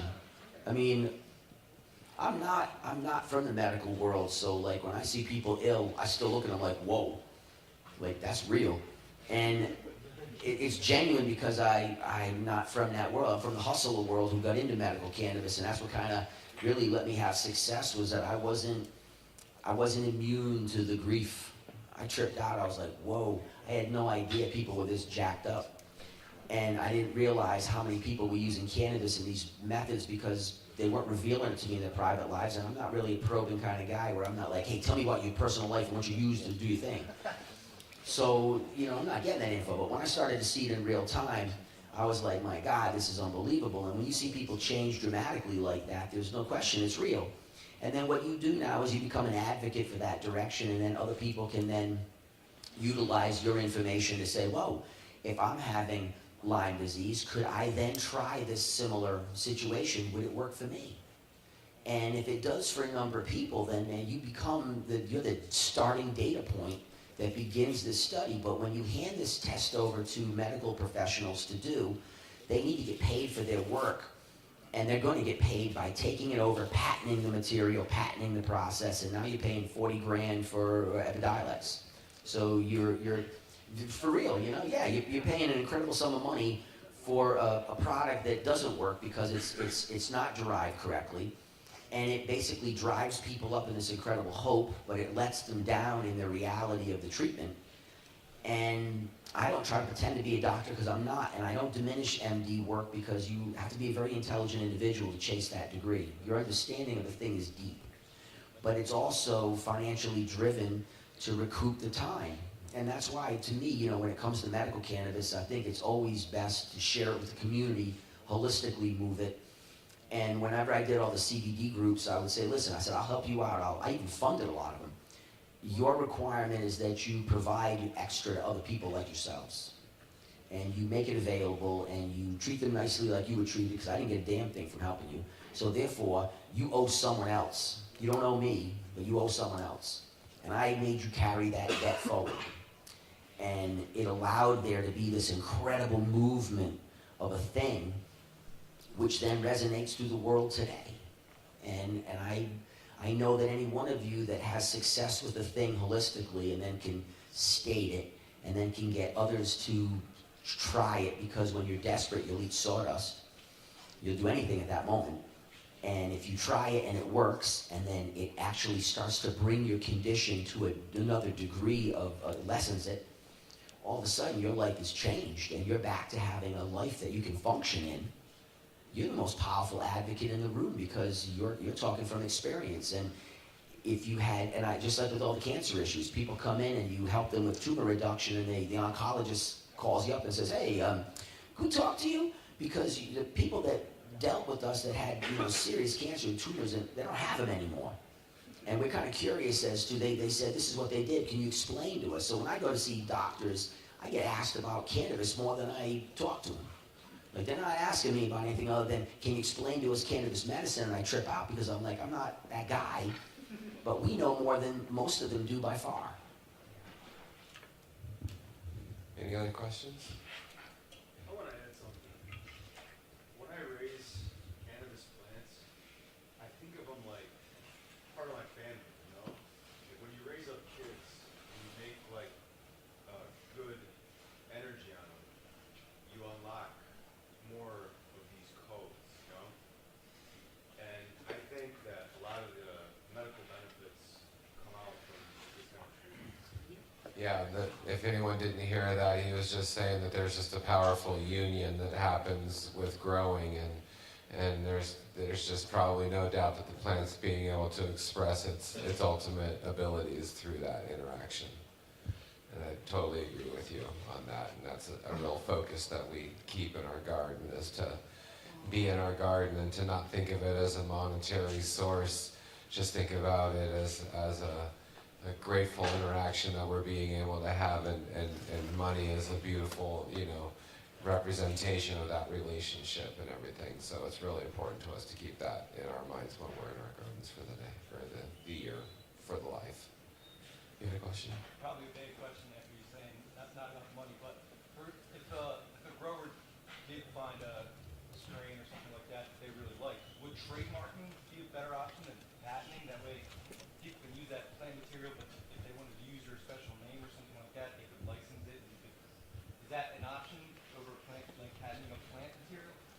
Well, when you're trademarking, you're just sort of saying this is the name of the strain, and then some other guy can get it and then name it something else. Gotcha. So you're really not protected necessarily in a trademark, but a trademark may be able to take you pretty far if your branding is already taking you far, like cookies or the Gorilla Glue, they're trademarked, right now. Whether they have genetic markers or not, I don't know. I have heard some, interesting information through the community that I can't speak on because I just don't know. But that's where cannabis is so tricky. That's why really having these conversations is sort of a joke because we don't know. We can give you our, see, they know. That's what I'm saying. They know. It's a joke. That's her last laugh. But that's the truth. So we can be as heady as we want, but this plant continues to show us that she can't be controlled in the way that past standardization with plants has worked and other plants have been able to be controlled, but this just doesn't seem to be one that anyone can put their thumb on. Another question here? So I've been dealing with cannabis hyperemesis syndrome for the past 3 years, and I was in denial for a long time, and I've been a long-term, 30-year daily user, basically. And I'm wondering if, there's like really limited information, especially from Ohio, there's really limited selection. So I'm like using the same cultivars basically over and over. Have you guys found that it's like a particular strain that's maybe linked to that? Or I've heard theories of neem oil, I've heard theories of, because even when I have it, even CBD affects me. So Yeah. I'm trying to go to It's actually a symptom. It's a symptom of something else. So, maybe we can get together afterward and sit down and talk because this is definitely something that I have dealt with a whole lot with a lot of different patients. And I'd love to talk to you, especially with women. It seems to be a couple of different markers that really clear up the issue pretty quickly. So we'll talk later. Any other questions? What Yeah. is the condition that you were just talking about? How does it? Just having an allergy, basically. I was diagnosed with cyclical vomiting syndrome because, when I first had it most severe, I vomited 77 days in a row. Basically, I was almost dying of starvation pretty much, and gave up pretty much everything except cannabis, thinking that it was helping it all that time. And then it took a lot of trial and error to figure out that it was specific to cannabis. But now I'm just curious if it's higher THC, the breeding up of the THC, or it's just.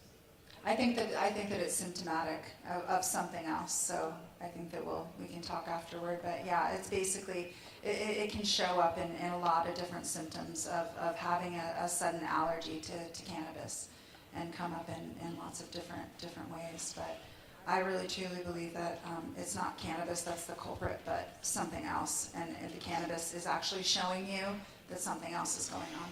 Was it cannabis you bought or cannabis you grew? I've connected with a lot of growers that I was buying it from, growers that have been buying from the same growers for years and years. So. And then all of a sudden there was a change. It's just, it occurred slowly, for a lot of years I thought it was alcohol related, and so I kind of gave up that, I gave up gluten, I gave up pretty much everything you could give up over time except cannabis. Yeah. And then, I started to realize that I was causing it specifically and directly, and now when I give it up, I'm perfectly fine. I go back to it, and It's quite common with women your age. Yeah, I think we could talk to a person on the phone. Is there any other questions? I'm having a problem trying to re-veg males and stop them from flowering and producing pollen, so I can put them back into a vegetative state and possibly hold them with female mothers that I have in an area that's holding veg and moms. Is there any suggestions that you have where I could complete this application?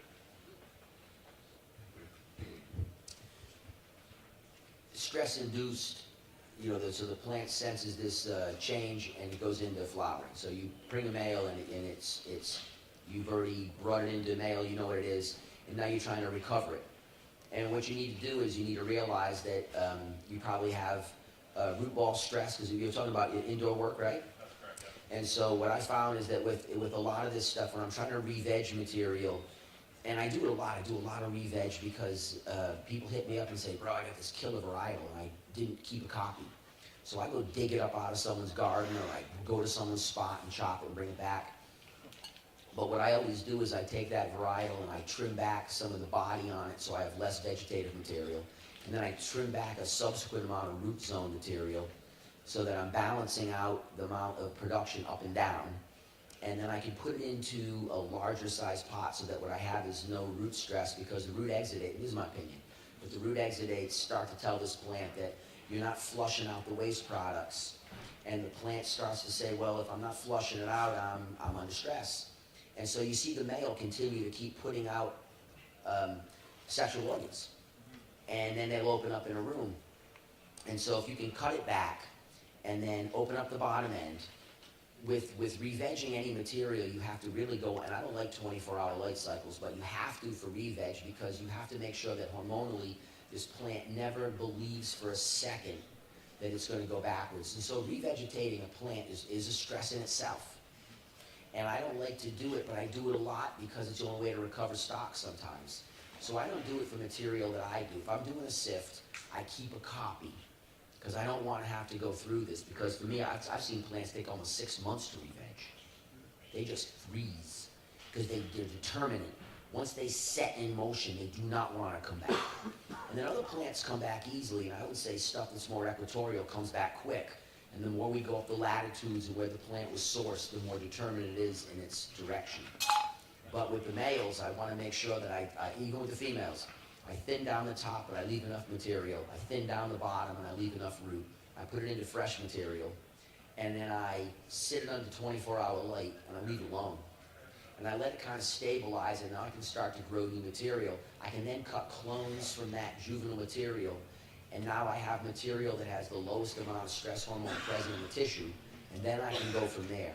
But once you've triggered a male, he doesn't want to seem to stop triggering. Like, you know what I'm saying? Like, once he goes, he just keeps going. And just like a guy, you know? Stubborn. Have you used in a video a probiotic box, and you had made suggestion of this possibly helping speed up this process, or help this process to complete? Does that make sense? I do like the probiotic box. I like the earth box because the sub-irrigation and the streptomyces, the plant thinks it's in a more natural environment, and it thinks that it's in a bigger pot than it is because of the way you're having a much more even wet-dry cycle. And so those tools are excellent for that. Sometimes you can't use one of those pots if it's an outdoor plant because it's big. And so if it's big like that, I'll put it in a pot and I'll lay it sideways because it might be too big to fit in a room. But you don't care, just lay it on the floor and put it in a pot and bend it. And let the shoots grow up, because they're going to be positive phototropic, so they're going to move towards the light and away from gravity. And you'll be able to start vegetating that material. But the earth boxes are incredible for recovering material, recovering gutting, and recovering plants that I want to have stabilized from stress, so I can cut the juvenile material off so that I can then cull that plant and then go back to fresh. And even if FPJ, fermented plant juice, something, high nitrogen, kind of maybe an algae or a spirulina water or something would be a really good source to kind of trigger new growth as well. Yeah. Shango? So I got a question that's probably going to end up being for Kelly, but a lot of people consider biodynamics fringe, and I'm just learning about it, trying to learn for myself and make that judgment. But I saw some really good presentations at Emerald Cup around it. Mm-hmm. I would like to know some of the biodynamic ramifications when it comes to breeding. I don't even know what to ask you they are, but I bet you know what you're saying. Yeah, I wouldn't say that there's any ramifications to it. I mean, there's, the biodynamics is a really beautiful spiritual practice, so it puts you in touch with the moon, which is going to help your breeding. It's going to put you in touch with maybe some, celestial properties and even crystalline energy. Water, we didn't get into the flow forms, but water and structuring water is, part of biodynamics, which is going to be really good for breeding. I mean, and you'd be safe to say that if it was biodynamically bred, that it's, even better than any other breeding. Well, maybe that puts their spirit in the right place, but let's like nuts and bolts. is it going to somehow help my breeding success if I introduce the male and the female during a certain moon cycle? Absolutely. All right. 100%. Yeah, I mean, I highly suggest that people learn planting calendars and moon calendars and the astrology signs of what happens with the moon and its waning and waxing phases. It's not that difficult, and using it, because there definitely is a height of hormones during a certain type of moon and a certain waxing time of the moon, and depending on what kind of breeding that you're even going for is something that's interesting too. So you could go down the deep rabbit holes, but just to learn about real basics of what to do with your plants at what certain times of the moon cycle, it's really easy, and I really encourage you all to check it out. Do you have a source for education on that? I'll get back to you all on that. Maybe hit us up, and I'll do some research on maybe what would be the easiest, because we have a couple of moon calendars that we just look at all the time. But I'd love to give you a good resource on a good education, because I don't really know how I learned. I just think it was all through my women friends and planting, and then looking at lots of different books and different publications, and it's just something that I've taken on. So I can't really tell you a single source, but we'll get back on that. Maybe it's going to be your book. Stella Natura biodynamic planting calendar. A lot of people, use and like a lot. I mean, there's tons of books on biodynamics and. So there's an internet question. It says, what strains were you using for people with nerve problems, and what strains were you using for people with Lyme disease? The nerve problems in terms of spasticity with that LA Pure Kush cut, and then the Lyme's disease he was using Royal Kush limes, but he wasn't using it out of a cut form. He was actually sourcing it from seed from Ben from Emerald Mountain. So he picked, is that right? Yes, sir. Yeah, so he wasn't a single cutting, he was able to pull it, so which is actually a better thing than what I had, because mine is a single cutting. He found it through seed line, so perhaps in that line there's a property. In my case, it was only in a single cultivar. So it started with your cultivar at Wonderland. Gotcha, that's where it began. Yes. Okay. I went and got the seeds after I ran that cultivar. Bam. There's another question that says, there's a lot of different information going on around right now about neem. You guys talk more about that. Can you repeat the question? There's a lot of information about neem going around, and I guess, is that specifically having to do with genetics? I guess we don't know. Neem oil is something that is used a lot in gardens for, pest management, obviously, and it's something that can affect, it can be a problem if you're getting into neem derivatives with azadirachtin, and there's areas where you can fail test from, having too concentrated of forms of it. It also can be used and washed into your soil and potentially throw off the soil balance in your soil life. People use neem cake in their soils in there, and so that can also be maybe good for some of your pests, but also maybe affect your soil biology in a negative way. As far as how it would affect your seeds, I think that if you're having to use neem, you're probably in an imbalanced situation. So it could affect the way that the seeds are growing, because the seeds, are going to be growing in the flower that has the oil on it, and it could potentially affect the seed coating, and then set it up for the next generation to be compromised in the initial sprout. You might have something. I just wanted to. Oh, go ahead.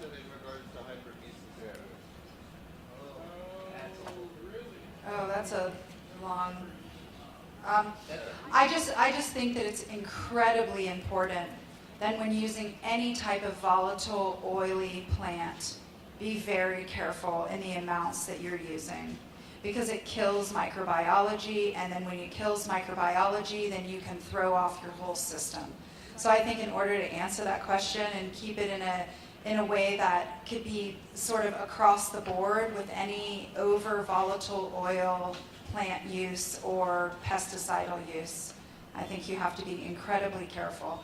And I think that it's something that in this industry, you know, it was like neem was the catchword for a while. And then we started doing some studies and some soil tests and realizing that yet, you know, that volatile, the large amount of volatile oils were in fact throwing off microbiology. But that only really makes sense when you study herbology or when you study a lot of, you know, biodynamic gardening or just really basic gardening practices to keep your soils free of those heavy oils. I had a question in regards to biodynamics, and the other day you mentioned cutting clones on water cycles.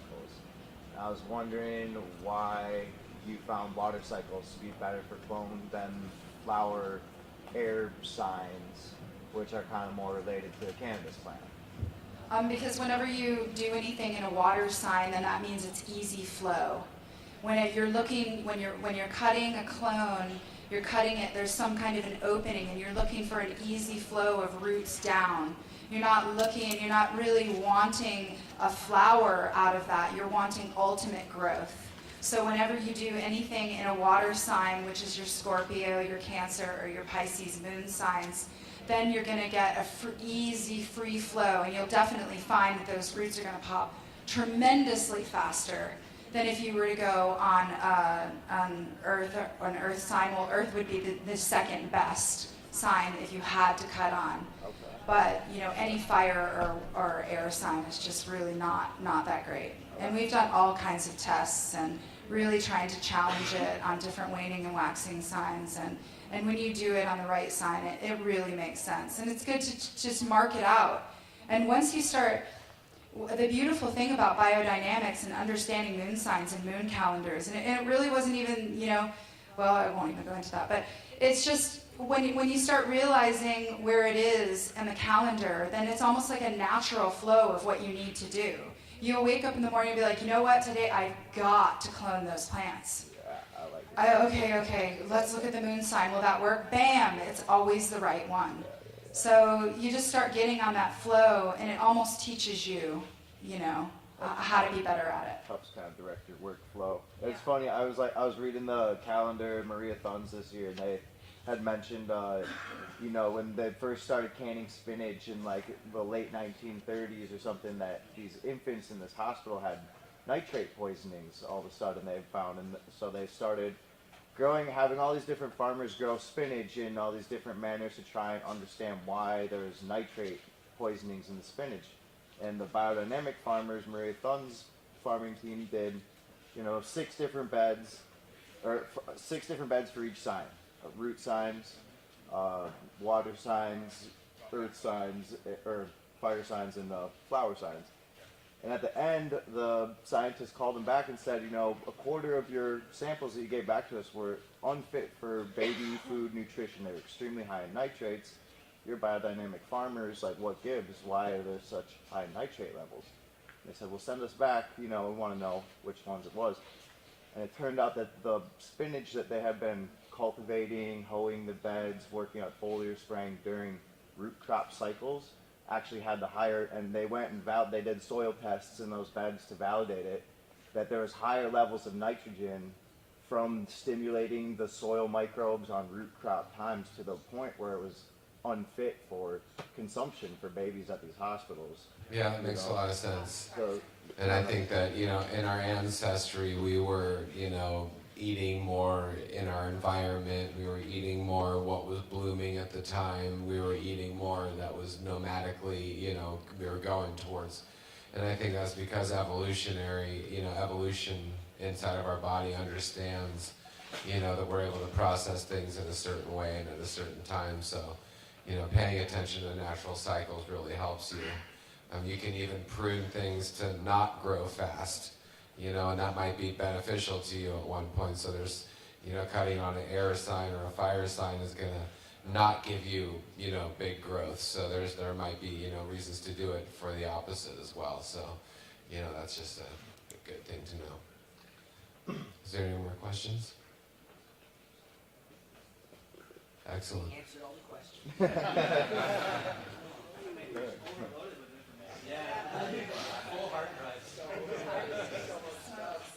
Excellent. Well, yeah. Answer any more questions later on too. We can go smoke some ganja now. Hey, thank you guys so much for taking the time and thank